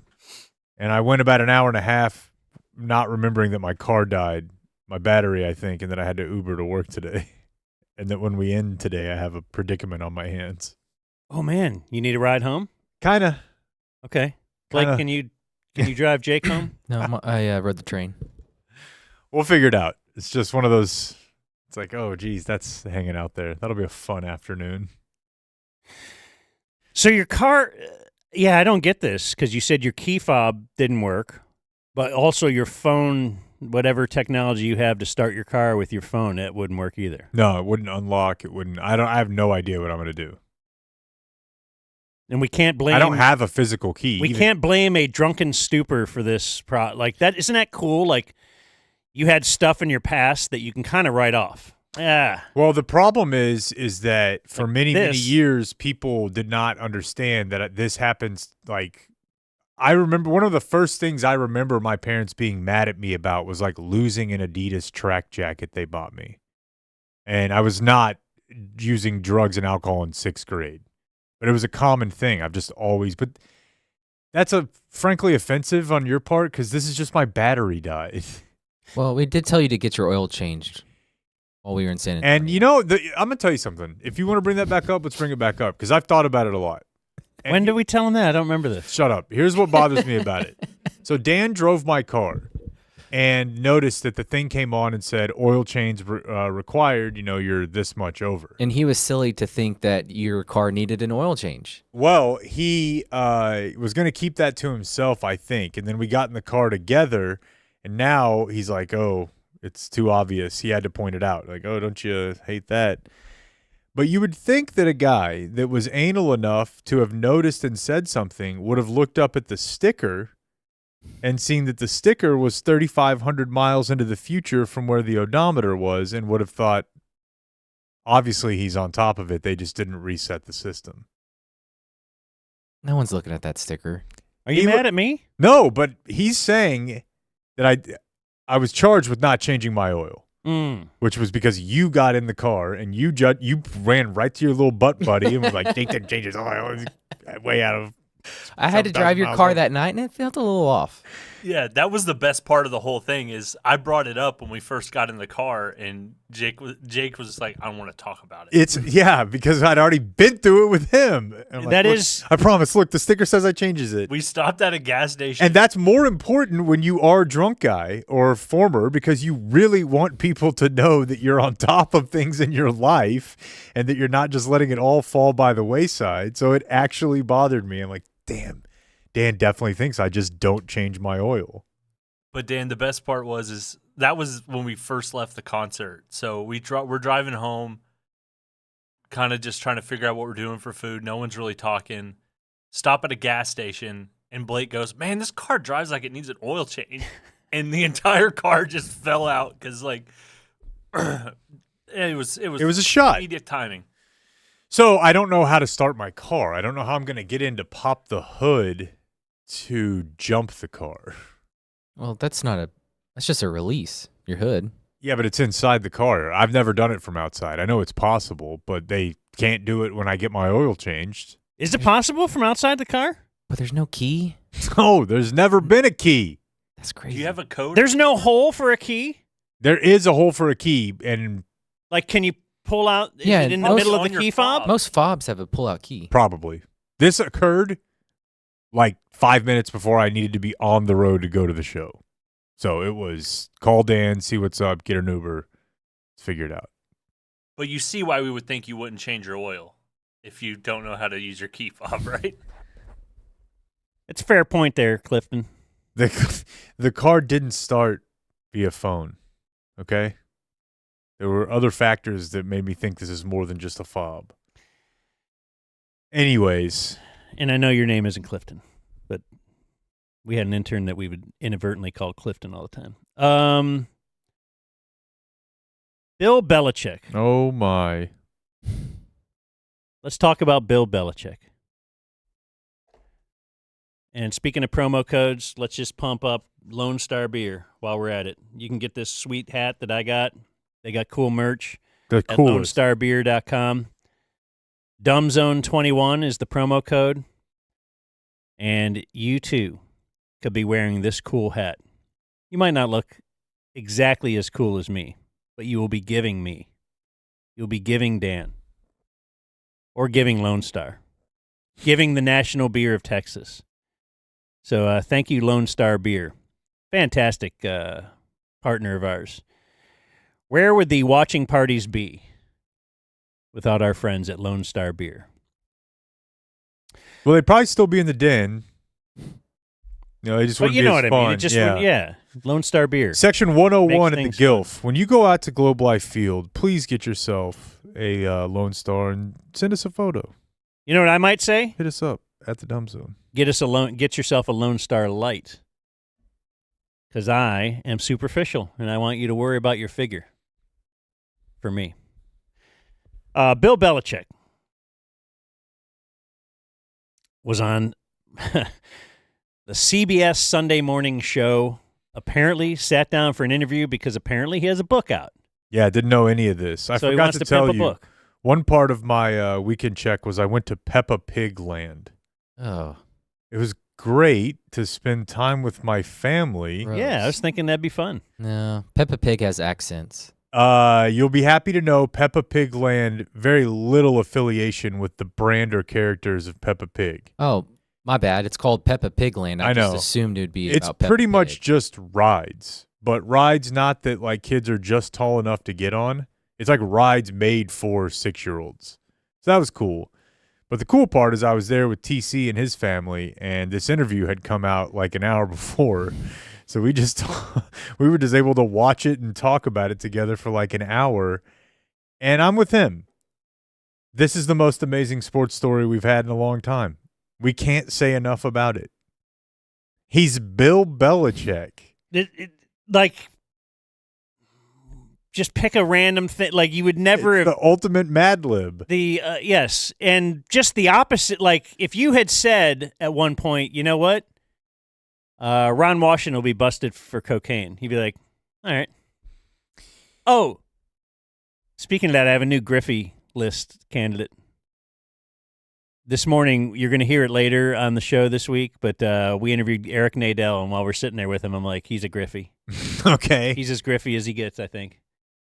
You guys agree? I just think if there was some major scandal with Eric Nadel and prostitutes or something, I would be like, no, not Eric Nadel. No, I don't believe it. Really? No, I mean, Okay. I don't want to. I just feel like, I don't know. He feels awesome, and I'm not going to put anyone with a force field on the Griffey list. Ooh, mental health. Uh-huh. okay, that means he doesn't want him on the Griffey list. Anyway, that's neither here nor there. Bill Belichick, though, it's the opposite of whatever list like he's on now. I would never have had him on this list of being dragged around by his own tail, like seemingly whipped. Like, I don't know what's going on. He's Bill Belichick. He does things the way he wants to do them, and that is it. And in fact, in this interview, he's wearing a old torn-up sweatshirt that looks like it's literally 50 years old. And it might be. Yeah. And it's stained and it's disgusting, and he's wearing this in his interview that he is filming at his high school that he went to high school at. He was going back to, I don't know why they filmed it there, but his 24-year-old girlfriend is a part of this interview. We'll get to her in a second. First, I just want to show you clip one. This is why I like Bill Belichick. You write about not cheerleading on the sideline, but also you're against the inspirational locker room speech at halftime. Coach, have you not seen the movies? I've seen them. Yeah, I wouldn't say I'm not against them. I would just say I've seen very few that were really worthy of, a strong mention or change the direction of the team or the game. There have been very few. Most of it really is strategic. What are they doing? What do we need to adjust to that? That's really what football is, identifying a problem figuring a solution, and then executing that, that plan to make it work. That's who I want to hear. That's my guy. Halftime of a locker room, there's no rah-rah speeches. It's looking at the angles, looking at the objective facts. This is what we have to do. This is how we will be successful. We're not going to be successful because I pump you full of confidence. We're going to be successful because you have run up and down that hill a million times. You have lifted more weights. You have studied more. You are more prepared than anyone else, and we're trying to cheat as much as we can. So that's why we're going to win. We're taking every edge we can. Not this. I'm going to pump you up with subjective things.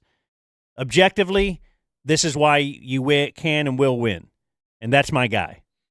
That's why this other stuff doesn't make any sense that he's doing with his 24-year-old girlfriend. We'll get to that in a second. Cut 2 is him talking about Robert Kraft, and I thought this got a little bit uncomfortable. Bill Belichick is just uncomfortable overall. Yeah, always. Like, what about when his face tries to smile? It's a weird, it's very Grinch-like. Well, it's like it doesn't. These muscles have never been used in this way. But I know that humans smile when something amusing is said. I am now evaluating what you just said as something amusing enough to elicit a smile. Now let me activate facial muscles that must force this to happen. But here's the weird thing, though, right? Is that he had a girlfriend before. And she wasn't 22, but she was like a hot older lady who was really into Instagram. And she would post photos like they did Halloween. Remember, it was like Randy Moss's party or something. They went as pirates, something. It's always been hard for me to square this stuff because, to my knowledge, Nick Saban doesn't really do it. I know that it's Miss Terry this, Miss Terry that, but like dressing up as a pirate and going – I don't know. So Bill Belichick has this weird, frankly, horny side to him where he's willing to do things for P because clearly, he had that girlfriend for like 16 years and she was like socialite lady, big time. So he's got that. It's just weird how that has to, and sometimes that means he has to smile, but he doesn't know how to smile. So the whole thing is just very odd. It's not totally out of nowhere that he's like, hey, I'll dress up like a fisherman and shoot a mermaid photo shoot. With the weirdest stuff that we would kick somebody off the show for, frankly. So anyway, he's talking about his relationship with Robert Kraft. I have to ask about Robert Kraft because 24 years together, 6 Super Bowls. Unless I'm wrong, he's not in this book. How come? He's not. Well, again, it's about my life lessons in football, and it's really more about the ones that I experienced directly. But he's not even in the acknowledgement section. Correct. Do you feel like you were treated with dignity and respect when you were let go by Robert Kraft? Yeah, well, it was a mutual decision for us to part ways. He said fired. It was a mutual decision. Ouch. So is it just impossible? Is it just impossible for two people, for that long to be that successful and not eventually have it just end poorly? Whether it's Mike and Grego, whether it's Belichick, Kraft, Brady, is it just not possible? Because it seems like they had everything worked out simpatico, to where you knew your role, I knew my role, this and that, and it works better than any situation ever. It certainly takes Jimmy and Jerry. Guys like that, like even Brady included, they all have huge egos, but it does take you to check in some of that. Someone somewhere is going to have to check that ego a little bit and know that, it was just kind of like the Belichick-Brady, who's more important? They both thought they were the ones that were more important their whole career, but they had to allow the other one to get all the credit or a ton of credit at least. Now, Kraft certainly thinks his importance is probably a lot higher than it actually is. Yeah. Belichick and Brady probably both have good arguments that theirs was the most important thing. Yeah. Because even a great quarterback, you can have great quarterbacks on teams that don't end up winning Super Bowls because you weren't able to have an architect around that team, be good enough. But Belichick was a great team builder as well and just kept the guys in line. And, Robert Kraft, to his great credit, better than Jerry, because Jerry had to have that credit with Jerry and Jimmy, where, you've always dreamed probably of what if they never break, what if they were the, what Belichick and Kraft were. But that was a very uncomfortable portion of that interview. But yes, and ever since they have broken up, both of them have gone to great lengths to distance from each other. If you remember that one, was it an Apple TV documentary on the Patriots, where I think Belichick was pretty lightly covered? But it was produced by Robert Kraft or something, and same thing when I think Netflix might have done one, and it was very, very little Robert Kraft. I don't know. And the roast was awkward when all three of them were there. Well, anything with Belichick is awkward. Yeah. I know, but they forced those three guys in a room together, kind of making fun of each other. Very tense. Yeah, they'll all do something for money. Hence this book. So now, apparently, though, his girlfriend was at the interview with him. We've already detailed. She's at everything with him. She's at football practice. She's at practice. She's copied on all the emails. She gives directives on how the brand is supposed to be presented, on down to hey, they introduced Steve Belichick in a press release as Bill Belichick's son. She said, no, we're not going to do that anymore. To present him as his own entity. And a detail that I did not know whenever we covered this story initially was that she was also bothering people about moderating content on the social media pages of UNC football. She emailed, "Is there anyone monitoring the UNC football page for slanderous commentary and subsequently deleting it, blocking users that are harassing BB in the comments?" BB. He followed up the next day, Belichick, "I cannot believe that UNC would support my being called a predator." So they're just going to the Facebook page and everybody's like, 73-24, this guy's a predator. What a pedophile. And they see it and they want it deleted. So she's she's very involved in manicuring his image in all aspects. 73-24. How do you keep up? I mean, I just don't feel like you do. Why would you even want to? Jeez. The amount that you're boning, what, once a week? Why is that question directed at me? You're a sexpert. No, I'm not. You're probably the heaviest boner in this room. It's really not even close. What's it like down there? Multiple times? But think about it, though. It depends on the week. I don't know. Think about it. Sometimes he does it twice a week, Jim. If you were what? If you were she's pregnant. If you were super fit, teed up, 40-year-old guy, the guys we know who love having sex, they probably do it every day. And you're okay, maybe it's worth it to you because you're really into it. I guess what I'm getting at is, how much is Belichick really boning to be able to say, well, this is worth it because she makes me feel good? And I guess she could make him feel good outside of that, just the radiance of knowing that that they will bone. They're never more than a few days away from a bone makes him feel good about himself.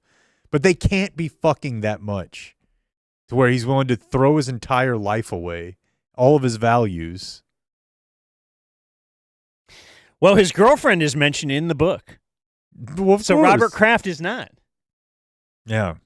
So, yes, this last cut is a little bit longer. This is about a minute and a half long, a little less than that, but this is the one that went viral. The other change for Belichick is 24-year-old Jordan Hudson, his creative muse, as he writes in his book. Make sure that that's the philosophy. Jordan was a constant presence during our interview. You have Jordan right over there.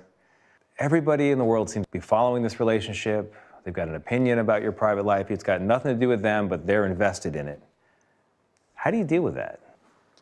Never been too worried about what everybody else thinks. Just try to do what I feel like is best for me and what's right. How did you guys meet? Not talking about this. No? Shut up. It's a topic neither one of them is comfortable commenting on, though Hudson has recently posted about it on Instagram. You joined InstaFace, as you put it. I love that. There's some great pictures of you and Jordan, where you're a fisherman and she's a mermaid. It's charming. It's a different side of you. What's the reaction been like? What's it been like? To have these different sort of photos. There's another one where you're doing, I know you're not into meditation or yoga or Pilates. You're balancing Jordan on your feet, and she's doing kind of the Titanic pose. Yeah, so I'm on some of those social media platforms, but I honestly don't follow them. Oh. So CBS did come out and say they did include that clip because she interrupted multiple times, and they just included one. Yeah. Like, we think this has been such a prevalent part of this interview that we have to put something in just to show that she was a looming presence and she's part of the Bill Belichick game these days. And it wasn't kind of like the one time she actually said something. So then I'm like, why would they agree to this even? So first of all, I'm thinking, because we've been asked before, could somebody have editorial control over an interview, like before you put it out? And we'd say no, Some people have said, will you steer away from certain topics, which we will do at times, right? If that's, if that's your wish to get you, we actually really want to talk to you about this or that, and that's not that big of a part of this thing. I mean, if it was you're booking Nico today and they said, well, don't mention Luca at all, you couldn't do that. Sure. You just wouldn't be able to. Like, why would they? CBS would probably say, no, you can't have editorial control, but he wants to sell books, so he's like, okay, I'll still do it. Why would she be interrupting, knowing? Can I stop you? Yeah. Because she doesn't know what she's doing. Or is it because she really knows what she's doing? Because if Bill Belichick goes on CBS Sunday morning and talks about his life in football and she's not there and they just answer questions, is he selling way less books this week? I mean, that's possible. It's possible, the 4D level chess. I was thinking about this over the weekend, like pursuant of absolutely nothing ever. But if you had a boss and like everybody hated that boss, then you were like, man, this guy's not that competent and everyone hates him. But would you stop and be like, actually, no, he has everyone hate him on purpose, so that there is like a common thread here that we all feel like united in one thing. And they used to say that about certain coaches. Well, that's what I'm saying is I feel like sometimes that may be the case. I don't think it is always. I don't think, no, and I'm also using the context of the way that she presented herself in that one where she's kind of sitting in what appears to be like an editing bay, like she's God. No, we're not talking about this. Maybe. But I think in general, it's that this person just she has no professional experience at all. She's not, I'm not saying you have to go to PR school, but she doesn't know what she's doing. She's figuring this stuff out. She's using words like upmost in emails. You know what I mean? I don't think she just stumbled into a viral moment. I think she knew that you're supposed to do a book tour. That's what his publicist is telling us. That's what the publisher is telling us. And I'm going to make sure I'm there to not get into the fact that I am a paid escort who's now his girlfriend. Okay, so that was another thing I want to ask you about. What do you think of that alleged, like, it's being alleged because, like, the story is they met on an airplane and they hit it off. But that's been the du jour, right? The theory du jour is But even if that They actually met because she was an escort. But both can be true. It can be true. She could have been a very she could have been the type of woman who flies to other cities and spends a weekend or a week with rich guys. And they met on a plane. A lot of those women did go to college, like this woman did. And then she said, hey, maybe I come see you sometime. Or, hey, maybe we keep in touch. I doubt that he ever said, I will send you X amount of money to come stay the weekend or stay the night with me.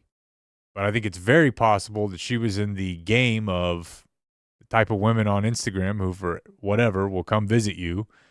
And he got himself into that game. And it's not really like here's $2,000. It's you just kind of hang out with me now and I pay for everything you do. Well, there's your apartment. Some of it with her, 'cause she's trying to get a bunch of stuff passed for the lobsters or something in Maine. Yeah. He's a big deal in Northeast. I mean, she's certainly getting something out of it, too. Oh, we were talking about it yesterday, and I know this is my bingo card, like, oh, they'll be at CPAC, or, oh, they'll be on Fox News. But, dude, she's already in politics, like to the extent that she is interested in that, like, Maine lobster thing, and she's tweeting Trump, and she was going to a town hall about it. There's almost no world where she's not a mainstay in American culture in 10 years. Is she Saquon's running mate? That'd be great. It'd be great. It's really weird, dude. I don't know what to think about it. But I tell you this, I can't wait for UNC football. I was already excited. She adds another element to it, so maybe you're right. She's a genius. TC was hoping that she would have Thursday availability every week. Did you see the announcement? No. They because they play TCU next year for their opener. Ooh. In Where? Ireland. Oh. I know. Or do you? Yeah, do you want to go? What do you mean? I don't know. Go see. No, but you know what I mean. Because Deion's first game at Colorado was against TCU. Belichick's first game in North Carolina was against TCU. So it's like all these non-conference games that TCU has scheduled, you might want to look out for their head coach's situation. Yeah, the next year. Like, what do they have? Yes, just 3 years from the now. Reaper meme. Right. Yeah. Dude, would you go? To Ireland? No. What's wrong For with this? We can get it. What if we get a sponsor to foot the bill? Send the Dumb Zone to Ireland to cover Bill Belichick. No, we can't even get to California. Let's just have a little bit more of a can-do attitude. The only reason we won't be in California is you won't be in California because you're doing it so much. You came off in that thing, bet. DFW to Ireland. 9 hours? It's nothing, dude. Let's put a pin in this. Let's put a pin in it. You know, the world in this advertising world that we're in now, promo codes are all the thing. Lucy.co/dumbzone. Promo code dumbzone gets you 20% off your first order of those Lucy nicotine pouches. 100% pure nicotine. Like you could cut it open and then put your do a Lucy nummy thing and and then pure. Yeah, that's pure. Uncut. Or you get the knife. Yeah. And then you take a little on the knife. Yep. And you taste it. That's how I do my Lucy, just for fun. Because you know it's 100% pure nicotine. Go to lucy.co/dumbzone. Use promo code dumbzone. Get 20% off your first order. I will tell you that I didn't know about Lucy at first. I tried some of the other pouches, the big tobacco pouches. They are actually disgusting. If you've had better made pouches, Lucy, they're way, way better. They taste better.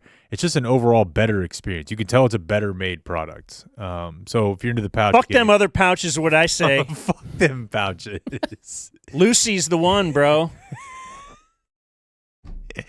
Use the promo code. Yeah, use the promo code Lucy.co, dumbzone. Promo code's dumbzone. You'll get 20% off. And here comes the fine print. Lucy products are only for adults of legal age, and every order is age verified. Warning, this product contains nicotine. Duh. Nicotine is an addictive chemical. What are we talking about? Do you think "duh" is in the copy? Here's Jake with the Dumb Zone News. Are we ready for news? Yeah. What if we weren't? Boy, this is Can you imagine the egg on my face? This is an interesting one. So there was a shooting. This happened last year in Fort Worth over off Las Vegas Trail. What would that be, like west? No one knows. 6 people were injured in this shooting. So a third person has pled guilty to being involved in this shooting. They were sentenced to 30 years. Now, the reason this story is interesting to me, this individual is 19 years old.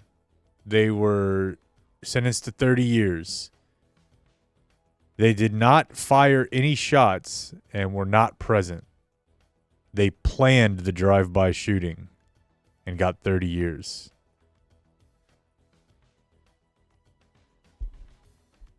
Like he just masterminded it. Did he get more than the shooters? Yeah, no. Gilbert, a 40-year-old got 40. Another 40-year-old got 40. This guy got 30. Does seem like a lot, but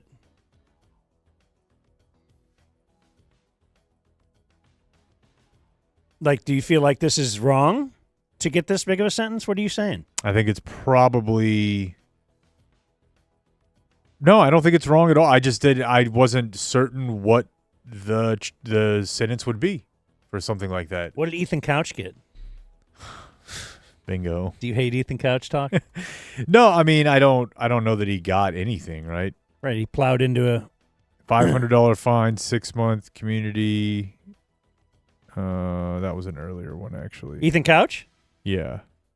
I mean, he killed people, though. He Yeah. never did jail time. Right.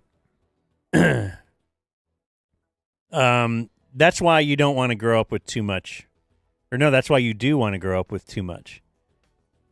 And you can get yourself some affluenza. He's too affluent, Judge. 30 years, though. 30 years, 40 for the pulling the trigger. I don't know. I guess it depends on how much they can prove. Like, how... Would it have happened had you not been involved? Like, how much of a planning... Well, clearly not, right? Well, like, for example, you think about, like, the pizza bomb guy. That guy who they made put that... The delivery driver. There's that crazy video on the internet of him, like, they have him... He's like a suicide bomber. They forced that guy to do that. This is not that, it doesn't sound like, quite. You know what I mean? In that case, like, clearly that guy's just the guy that got 40 years, you're saying, got forced to do it? Well, this guy, they say, planned it, and he's getting 30 years. I'm just saying, if you're not there, in the case of, like, the pizza bomb guy, the people who planned that, they were threatening the life of the guy they ended up using as a patsy. It was like, walk to this thing or we will kill you. Okay, yes, they should certainly be penalized. Yeah, but this guy, I don't know. How much is it? I mean, like, just because this 19-year-old kid is like, is it just that? Is it just, hey, here's 4 people, I'll give you $500 each? Are you getting 30 years from that? Or are you, like, casing, giving weapons, and I mean, if intel, you planned the Oklahoma City bombing, but you didn't actually do it, you're going, yeah, that's a good point. Same guy, right? Or maybe you should get the same. Was that the Terry Nichols planned it and the other guy did it? We've talked about this story a couple times. Back Nobody in knows. November, there was a health scare for TD Jakes. Yeah, I think live on his stream. Name I tried to get to take off during 7-on-7. Never really took hold.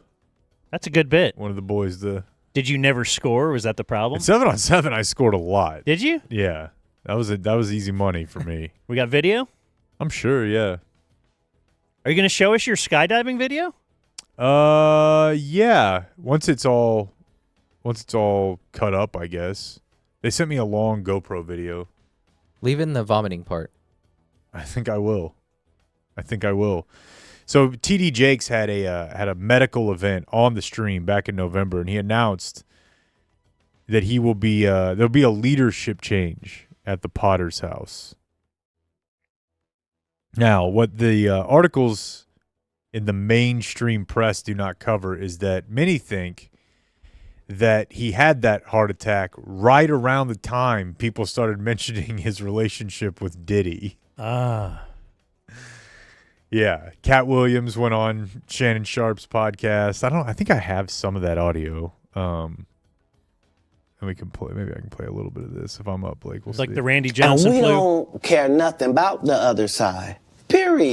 Period. All of these big dick deviants is all catching hell in 2024. It's up for all of them. It don't matter if you Diddy or whoever you is. TG Jakes, any of them. All lies will be exposed. That's all. And anyone who takes that the wrong way, know why they take it the wrong way. A statement that ended up being prophetic. That was like before the Diddy stuff really. What you have every now and then, and it does tend to be a black entertainer, but you'll get some white ones too, like Rob Schneider. I know, like, you'll get the actor who will come out and be like, everyone in Hollywood is gay. And it's all like secret rituals where they make you do this for blackmail. You know what I'm talking about, right? Mm-hmm. Yeah, so that's kind of where Like Cat that's Williams, how you get to be that high level. Yeah, and then You some do guys will be like, I didn't make it because I wouldn't do it. Yeah. And you're like, okay, axe to grind, or what are we talking about here? But with Cat Williams, he's just started saying, like, hey, a bunch of stuff's going to come out.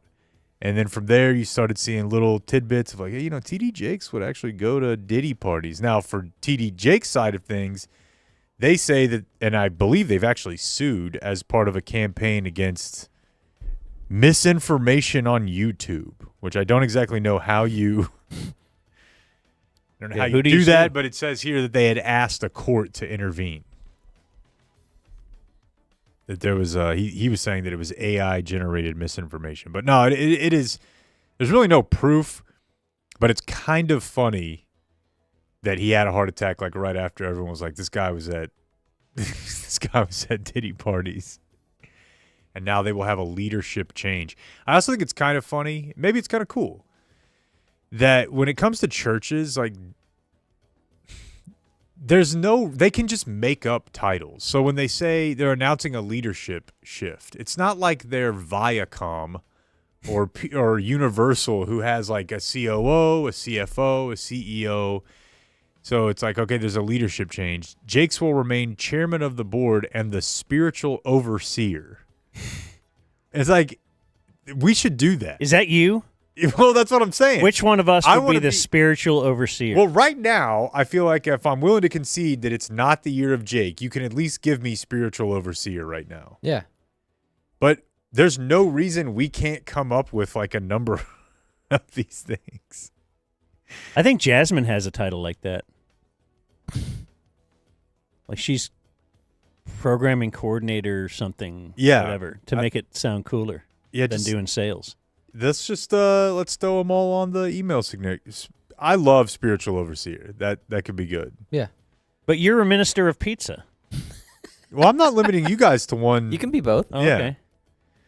Okay. And you'll of Which course you would want your spiritual overseer in charge of the pizza. Yeah. They're so related, They're dude. connected. Because nobody's having a bad day when they're eating a pizza. And I'm sure you guys were wondering what's next. For TD Jakes? Yeah. Oh, yeah. You want to guess? This is easier than you think. Does Jordan Hudson have a friend? No, I don't know if he's getting grifted by That's Belichick's girlfriend. Poon yet or not. No, he has partnered with iHeartMedia for a new podcast. A podcast. So we start doing it, and then everybody's like, oh, yeah, that's such a great idea. I know. If they can do it. That's what they're thinking. These guys suck. Yeah, this story. Oh, there you go. That's a fun one. Blake will love this story. A driver in San Antonio. He works for Frito-Lay. Mm-hmm. Frito. And last weekend, when he returned to the Frito-Lay facility in San Antonio, he returned with a TxDOT escort and a hero's welcome because he had reached an historic 4 million miles without a preventable crash. Wow. There seems like there's a caveat there. Preventable crash. Yeah, so he's been in a crash. Yeah, but they need to. If somebody runs into his Preventable. bumper, that's not like you shouldn't have that streak broken. Wait, without a preventable crash. That was a preventable crash. So he had a preventable crash. That seems even worse. Anyway, I know what you mean, I think. A Well, crash yeah, that but why is wasn't it his written fault. that way? Like, even if it wasn't your fault. He's the driven insurance 4 company million will- miles without a preventable crash. He's had. Well, you can't say without a crash because he's had a crash. But preventable. But it was not his fault. That was preventable. Yeah. So they got a little photo for him, a little photo op with the cops. How much does he look like Doug Heffernan? From King of Queens? Yeah. Doug had a streak of his own. There's a little mix between that and like my dad. I see. What I thought you were going to ask me is how much money in the story it lists that they're giving him. None. None is none is the number that's listed here. He's trending, though, for a day. I know the allure of that. When my great-grandfather got 1 million miles for his trucking company, they just gave him a hat. All right. Like oak leaves, like a boat captain on the front of it. But it should be like a hat that no one else can possibly get. Yeah, man, I feel like that like blows you. I feel like you at least have to get like some gift certificates or something. Gift card. Like you want a tease competition? Man, I hate gift cards. I hate gift cards so much. Why? It's What's just your such a beef? beating. Just getting the gift card and then pumping in the number if you're ordering off an app. And well, good thing the number is only 28 digits long. And I think you're out of line here. so now here I am. So I'm on the Potbelly app. The 28. You type in the 28-digit number, and then you hit it, and it's like, well, what's the code? Well, wait, now there has to be like a confirmation code for that 28. Scratch that We little couldn't have CVC. enough of the 20. What if you made the 28-digit number 36 digits, and I didn't have to type in a code too? Can we not do this? I would think I Run the would Ball agree. guy would be with me here. Yeah, but it's free, so it's he's free, conflicted. man. Free money. Like all the work that you're doing. Yeah, but any employee or whatever could just write it down. I have the code in a notes page, and then so I'm going in there, I'm copying, pasting. Okay, now go back here, copy, paste. It's just a big thing. I'm tired of codes. Just let this one play from now on. I don't know what that is. Codes. Mm-hmm. Like I had another thing. I was trying to get this app to work, and it said, okay, we sent the code to your Gmail. So I go to my Gmail to get the code, but then I go back to the app, and the thing had reset. I'm going to blow this entire computer up. And it said, if you want a code or if you want this to work, we'll send an email. So then I hit it again, and now you go open the email. And there's the first one. No, both of them are on there now. So now I copy that one and put it, but then you go to the app, and it had reset. So now, like, it kept doing that, and I had to wait till I got home to open the email on the computer and then to get the app because it's just. If you want your free sandwich, dude, you So gotta where did that guy work? Frito-Lay. Frito? Yeah. That reminds me, this is a mid-news spot. Tito. Yeah. Tito's handmade vodka, distilled from the first legal distillery in Texas and founded by sixth-generation Texan Bert Tito Beverage. Tito's is American-made at its best since selling the first case in 1997. Tito's has come in a standard bottle with a modest paper label, so all you pay for is the high-quality vodka inside. Simple, smooth, and mixes with anything.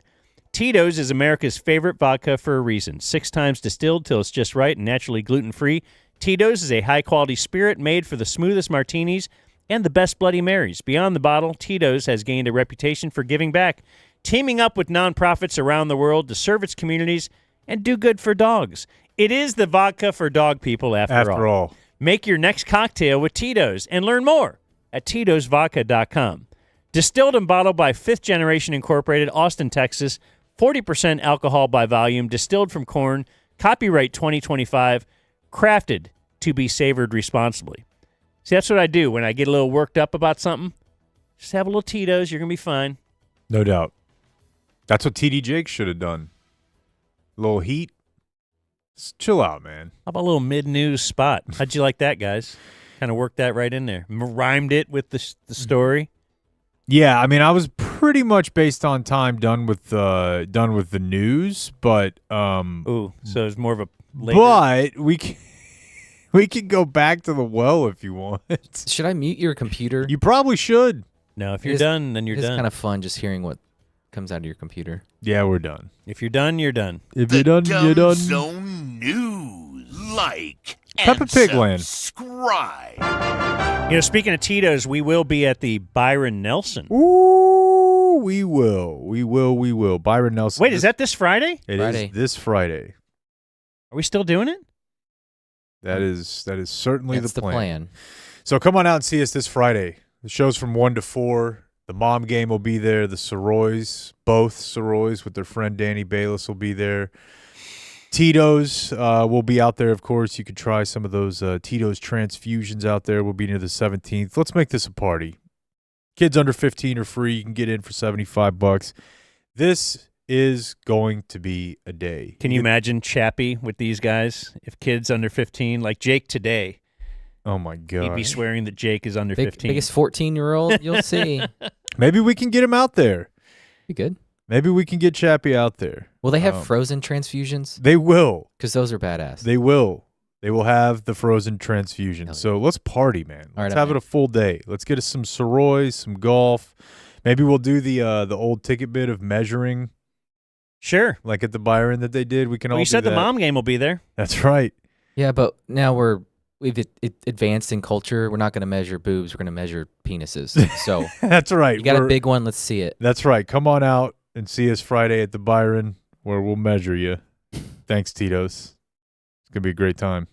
The Dumb Zone presents Today in History. So we got up real early today, or got in here early because we did a pre-show interview. The CJCupByronNelson.org. I did need to say that part. We did come up and do a nice chat with Eric Nadell. But that means I didn't have all of today's birthdays. Ooh, a late birthday. Did anybody throw in a late birthday? Peruse. What day is today? I flipped you one. You did? Mm-hmm. Uh-oh. Where'd you send it? Bracket Dan. Do we have too many emails? No, we're good. I have way too many emails. Is this a run the ball guy? We're fine. Okay. Oh, okay. Wow. Look at that picture. Did you look at it? I didn't forward it to me either. I mean, I just sent it just to you. Okay. Or save it to my phone. You guys looking at Good morning. I want to start by saying Jake is a hero and Dan's wife is usually right. Today is my fiance's Dak Prescott times Kyrie Irving minus Matthew Dumba birthday. And it'd be great if you can give him a shout out. His name is Graham.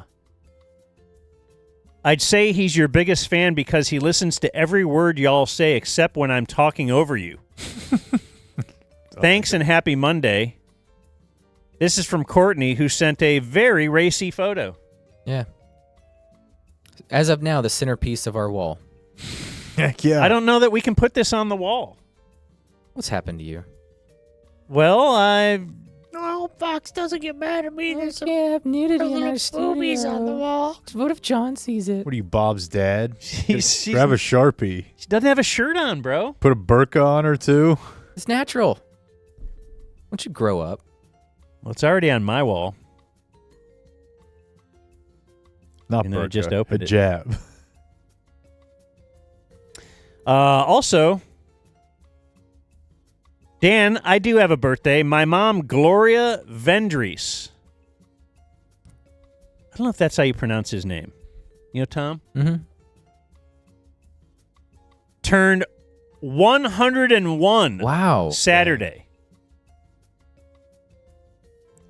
She has new hearing aids, so I am going to play your birthday report for her if she makes the cut.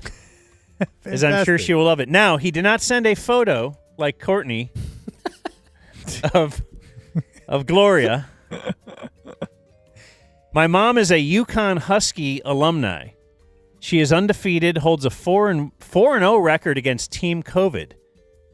Whoa. 3 wins, and Team Cancer 1 win. This is from Tom. Good dude. Emu Tom. Well, happy birthday, Gloria. I could tell Tom had good genes. 101. I want to make it to 100. Do you really? I do. That's the big... No, I mean, that's your... Absolutely. Okay. Will you do something for me if I make it? I was going to do something at your funeral.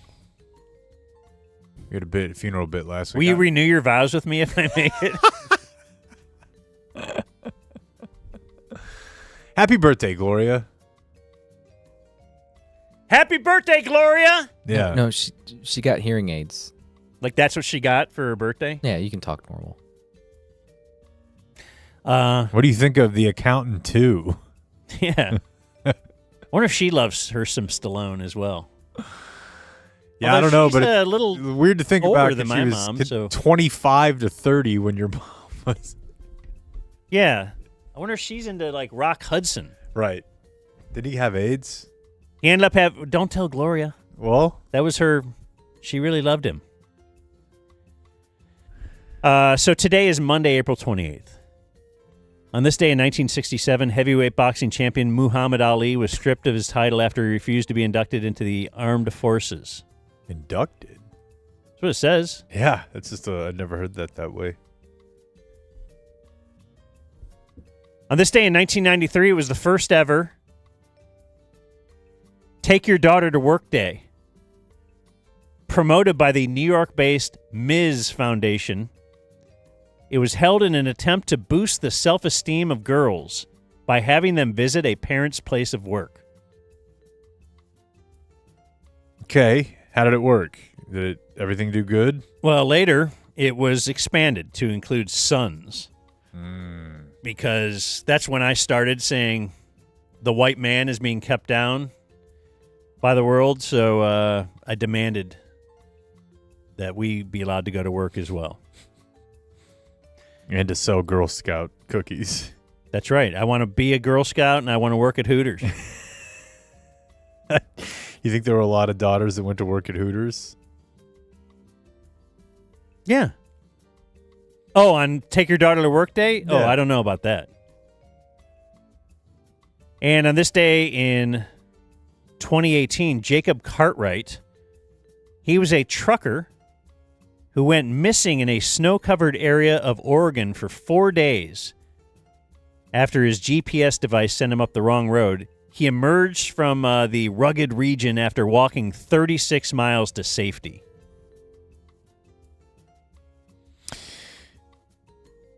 I vaguely remember that story. Could you be lost in the woods and survive for 4 days? The snow would be bad. I really don't want to say because I've already just killed a cow with my bare hands easily. Me and the homies just subdued this gorilla. Didn't even need guys 50 through 100. So for me to say I could do this now would feel crazy, but 4 days doesn't seem that long to me. I know water, obviously. Water, yeah. Well, and if there's freezing. Snow, you're good, right? I think Can't you have to be eat kind snow? of careful about that. Why? I think you can, but I think assuming that that's healthy for you is assuming you can drink all water, which obviously you cannot. You can drink rainwater, right? Yes. Isn't snow just frozen rainwater? But it gets all... I don't know. Out in the Oregon woods, it's not getting all dirty, right? I think it can at least be a resource. So you're freezing to death. I feel like I could figure that out. But maybe I'm crazy. If it came down to having to eat, I would be dead. Could you well, I could start a fire out there. I have a way better chance than you do. But if I could start a fire, and if you could you somehow, would you kill some kind of an animal to eat it? Very unlikely. You would have to figure that out if you were there for an extended time. Yeah, I would probably try to see what I could find in the nuts space. I mean, that's a lot. You got to eat a lot of them to. I know. I just probably start eating leaves and stuff. You'd have to think of something. I think I'd rather take my chances eating bugs than actually killing something with real protein in it. Let me ask you the weirdest question that I can think of right now, but it's on my mind. So you're out there. And what do you think? Like, let's say you get turned around midday. By nighttime that night, you're like, all right, there's no real point in me continuing to look. I'm going to have to post up for the night. You're not going to search all night. Do you, at any point, rub one out? Like, hey, I got to chill How long out. have we been out? Well, let's just say that, like, I mean, at some point, yeah. You went out on a Monday afternoon, and by, like, Tuesday at 10, like, you got up Tuesday morning, you started your day, but Tuesday around lunch, you're like, I don't know where I am. You walk for another 5 or 6 hours that day, and you're like, the sun's going down. Like, do you do it right then to, like, I might not have the energy to do this in the future? And also, like, you're probably going to have a tough time sleeping. Or do you want to save the energy? Getting any rest at all is going to be a problem. So if you need a little quick, got a dart in your neck, get the evil out. I don't think that would be what I'd do, because what if your rescuers showed up? That's exactly when they would come. The bad beat of all bit. It's definitely a factor to consider. It makes the headline. Like, they can see you, but you can't see them. Like, they've located You're on the you. thermal. Yeah. What are they doing there? Just hammering it. David Muir on ABC World News. It appears we found the lost hiker, but the rescue teams are keeping a distance at this time. But if you do want to flavor up your snow cone that you made, speaking of, because that's like helps protein. with recovery, right? Protein and the lost salt. Technically, yeah. Like, do you think Aaron Ralston at any point in 127 hours was like, I do have the other hand? If you were with a buddy, is it grosser to eat your own or to eat his?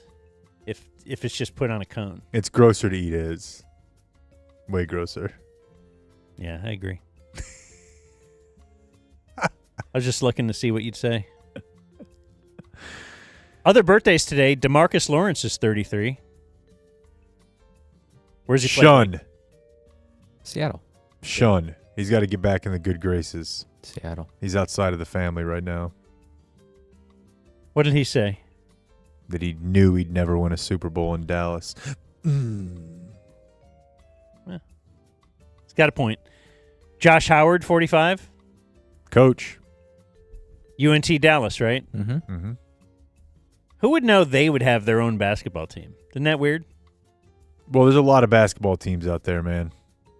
All right. Lots of them. Chris Kaman, 43. Top 3 ticket weekly show of all time. It was a dark. Really? For me. Why? Because it was insane. And, like, he just wanted to talk about, like, policy, gun control, and racism, and different things in the news. And the Mavericks were terrible. And it was just fun. You guys didn't want to do it. He didn't want to do it. But every week it was just... How the hell did we get a Chris Kaman show? It doesn't make any sense. Like, they must have called the ticket and been like, No. hey, we're looking for a show. Well... Like, Chris Kaman's people might have been looking to his post-playing career like, oh, let's get him in on the show game. Let's call the biggest station in town and see if they're interested in some Chris Kaman. Maybe... Because we wouldn't have reached out saying, I just want Chris Kaman, would we? He was, like, known as a pretty interesting guy. All right. But, boy, that team, look at these freaking names. Elton Brand, O.J. Mayo, of course, Darren Collison. O.J. Mayo was awesome. Our starting backcourt of O.J. Mayo and Darren Collison that went like 4-1 the first week. I'm like, oh, my God. Yeah. Who's the other, not O.J. Mayo, but the guy that was... Monte Ellis. Monte Ellis. I heard Andrew Bogut talking about the Monte Ellis trade because that's the one that the Mavs president said. Rick Welts. That was kind of like the Luka thing. And they're like, yeah, we hadn't made the play. They hadn't made. Andrew Bogut was on traded that team. for him. Yeah. And there's like, they hadn't made the playoffs in 4 years. Like, he was the one kind of good player. Yeah, that's why he was a fan favorite. One of those good players on a bad team. Like, every team, somebody has to score points. I mean, hell, that's kind of how Monte was here. And Monte Ellis was the player who would, he can score 20 on this team. Yeah. But even so, sure, they were booing the owner, but it wasn't like they were just kind of booing the owner because they've been a crappy team and they traded the one. It wasn't. He was new. I mean, there was nothing remotely similar to the Luka situation. Yeah, is what I'm saying. John Daly is 59. It's a hard 59, man. Hero though, right? Yeah, for sure. I mean, he did it. He's done it. Yes, he's done it his way the whole time, and it's like whatever. Smoking, drinking. He actually won a Masters, which has to drive Tiger crazy, right? Sullying. It should not just Tiger though, but I love it. Yeah, I watched his deal with Bryson DeChambeau. That was really funny. He has like a vodka drink that he pimps, and he said that he had 20 of them that day. And he just seemed totally, well, mostly fine. Yeah, that was the drink of the night at the seafood place. It's just an Arnold Palmer but with vodka. Interesting. 20 a day. Denzel Ward is 28. Short corner. The most popular Cleveland Brown jersey of the current players, I would say, when we were there. That and Nick Chubb. I guess Myles Garrett was pretty big, too. Boy, they got all kinds of options now.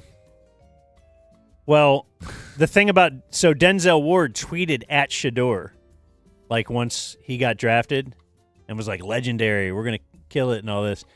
Didn't tweet at who's the Oregon quarterback again? Dylan Gabriel. Yeah, like who got drafted in the 3rd round. Yeah. I want to really talk a lot of Shador tomorrow because we didn't have time today. But what are you doing? Can we book Ken Carman? You want to book someone from Cleveland? Well, Ken will. Yeah. I know I could book Sports Boy Tony. Big Jim's. Oh yeah, I like big him son. too. You want to get him? We have Jared Sandler tomorrow too. Forgot to. Did you see the end of the Rangers game yesterday? Yeah, man. Okay. The Little League home run? Yeah. It's great. Walk-off home run? Would you have called that a home run when you were in Little League? You'd been like, I think I would have. I swung and hit the ball. I think I would have. Ended up at home. Up until the same point play. where I would have up until kid pitch. At coach pitch or T-ball, I would have said that's a home run. But I think once you're to coach pitch, I'm like, F it. I put that ball in play. You threw it over the first baseman's head. That's a home run. Yeah. Yeah, I think so. Well, Blake wouldn't have because he No. could actually put it over the No, fence. yeah, you hit the ball 5 feet. It's not a home run. That is John Daly winning the Masters. The Blake is Tiger there. Like, come on. Mark Bavaro is 62.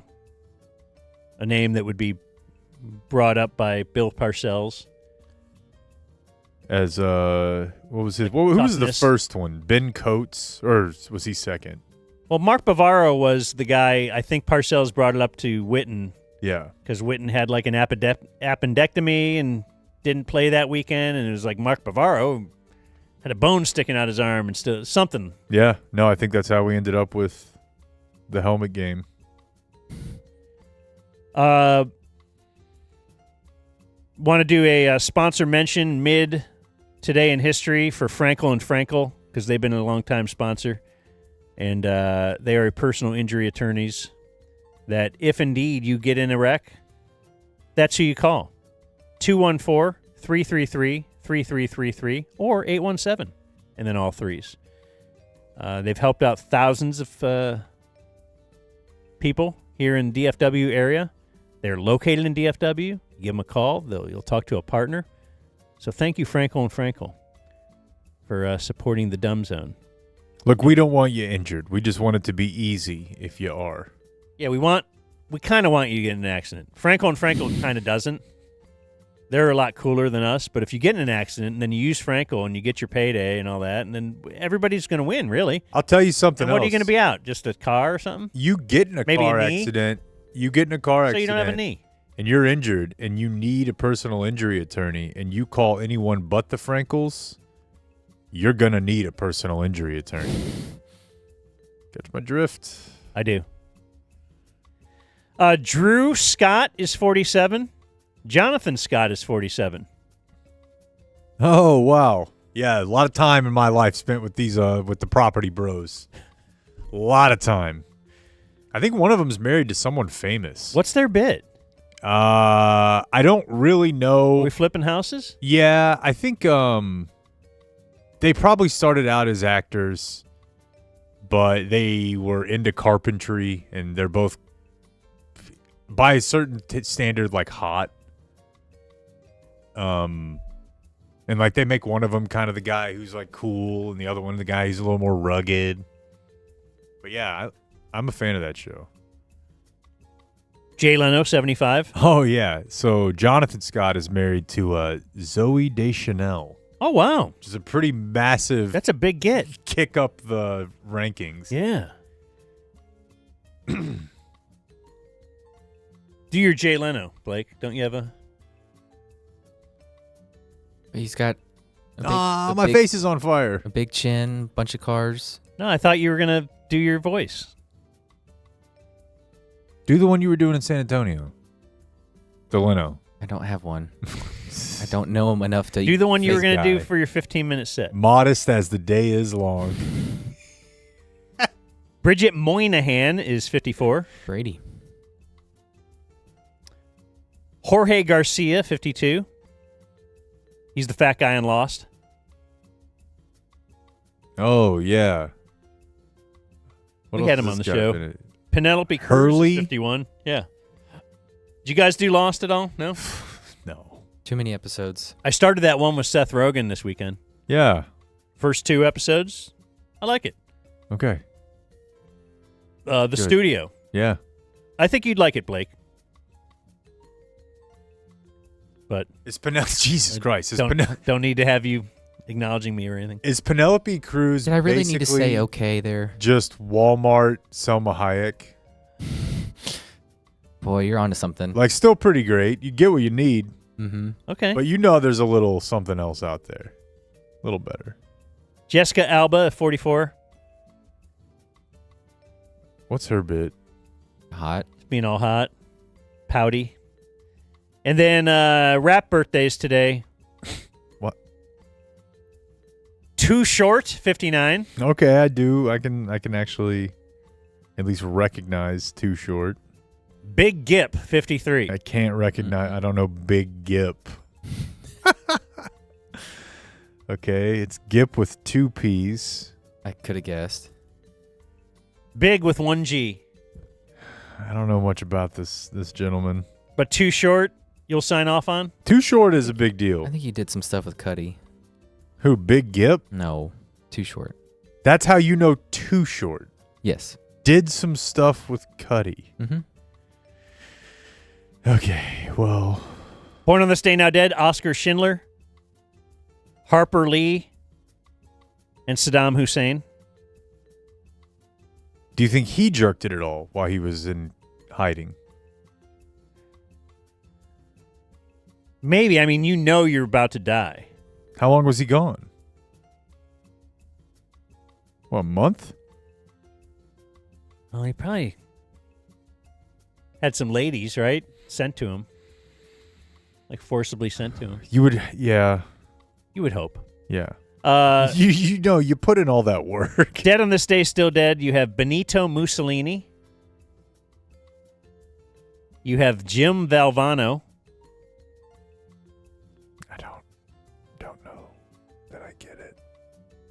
The thing was that he was the coach of North Carolina State, who I think was like the lowest ranked NCAA winner at the time, which wasn't that low, but it was still like a Cinderella thing. Underdog motivational story. And then he got cancer when he was pretty young. Okay. And then gave a speech at the ESPYs about how you should live every day like it was you're dancing and nobody's watching. It was whatever, like he had that kind of thing. And then it was like emotional and everybody went nuts, and then he died and stuff. So, all right. That's why. But there are some that might point out that his program was the dirtiest.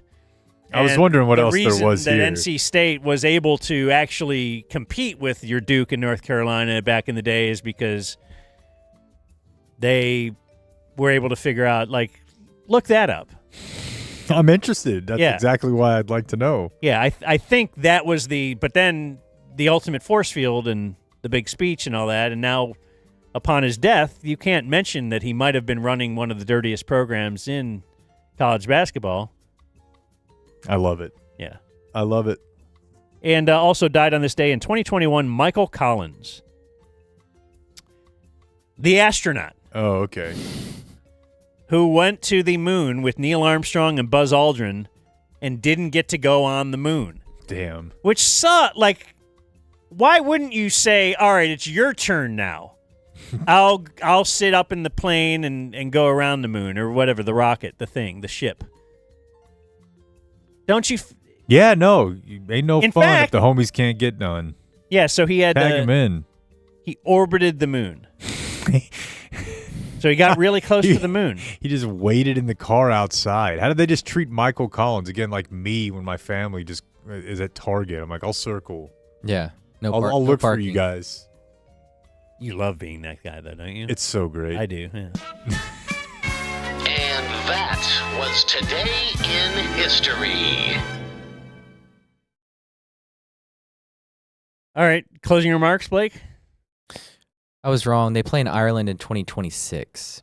They play at Chapel Hill this year. Okay, but even more time. Errors and omissions. That's okay, though. He'll still be the coach the second year. We're going to Ireland. You think so? Yes. Adios, mofo. We gotta go before this becomes a zoo. Thank you for watching my video. Subscribe and type for my name if you want to watch more of my videos. Feliz Navidad. Feliz Navidad. Feliz Navidad. Drive now, pay later. Feliz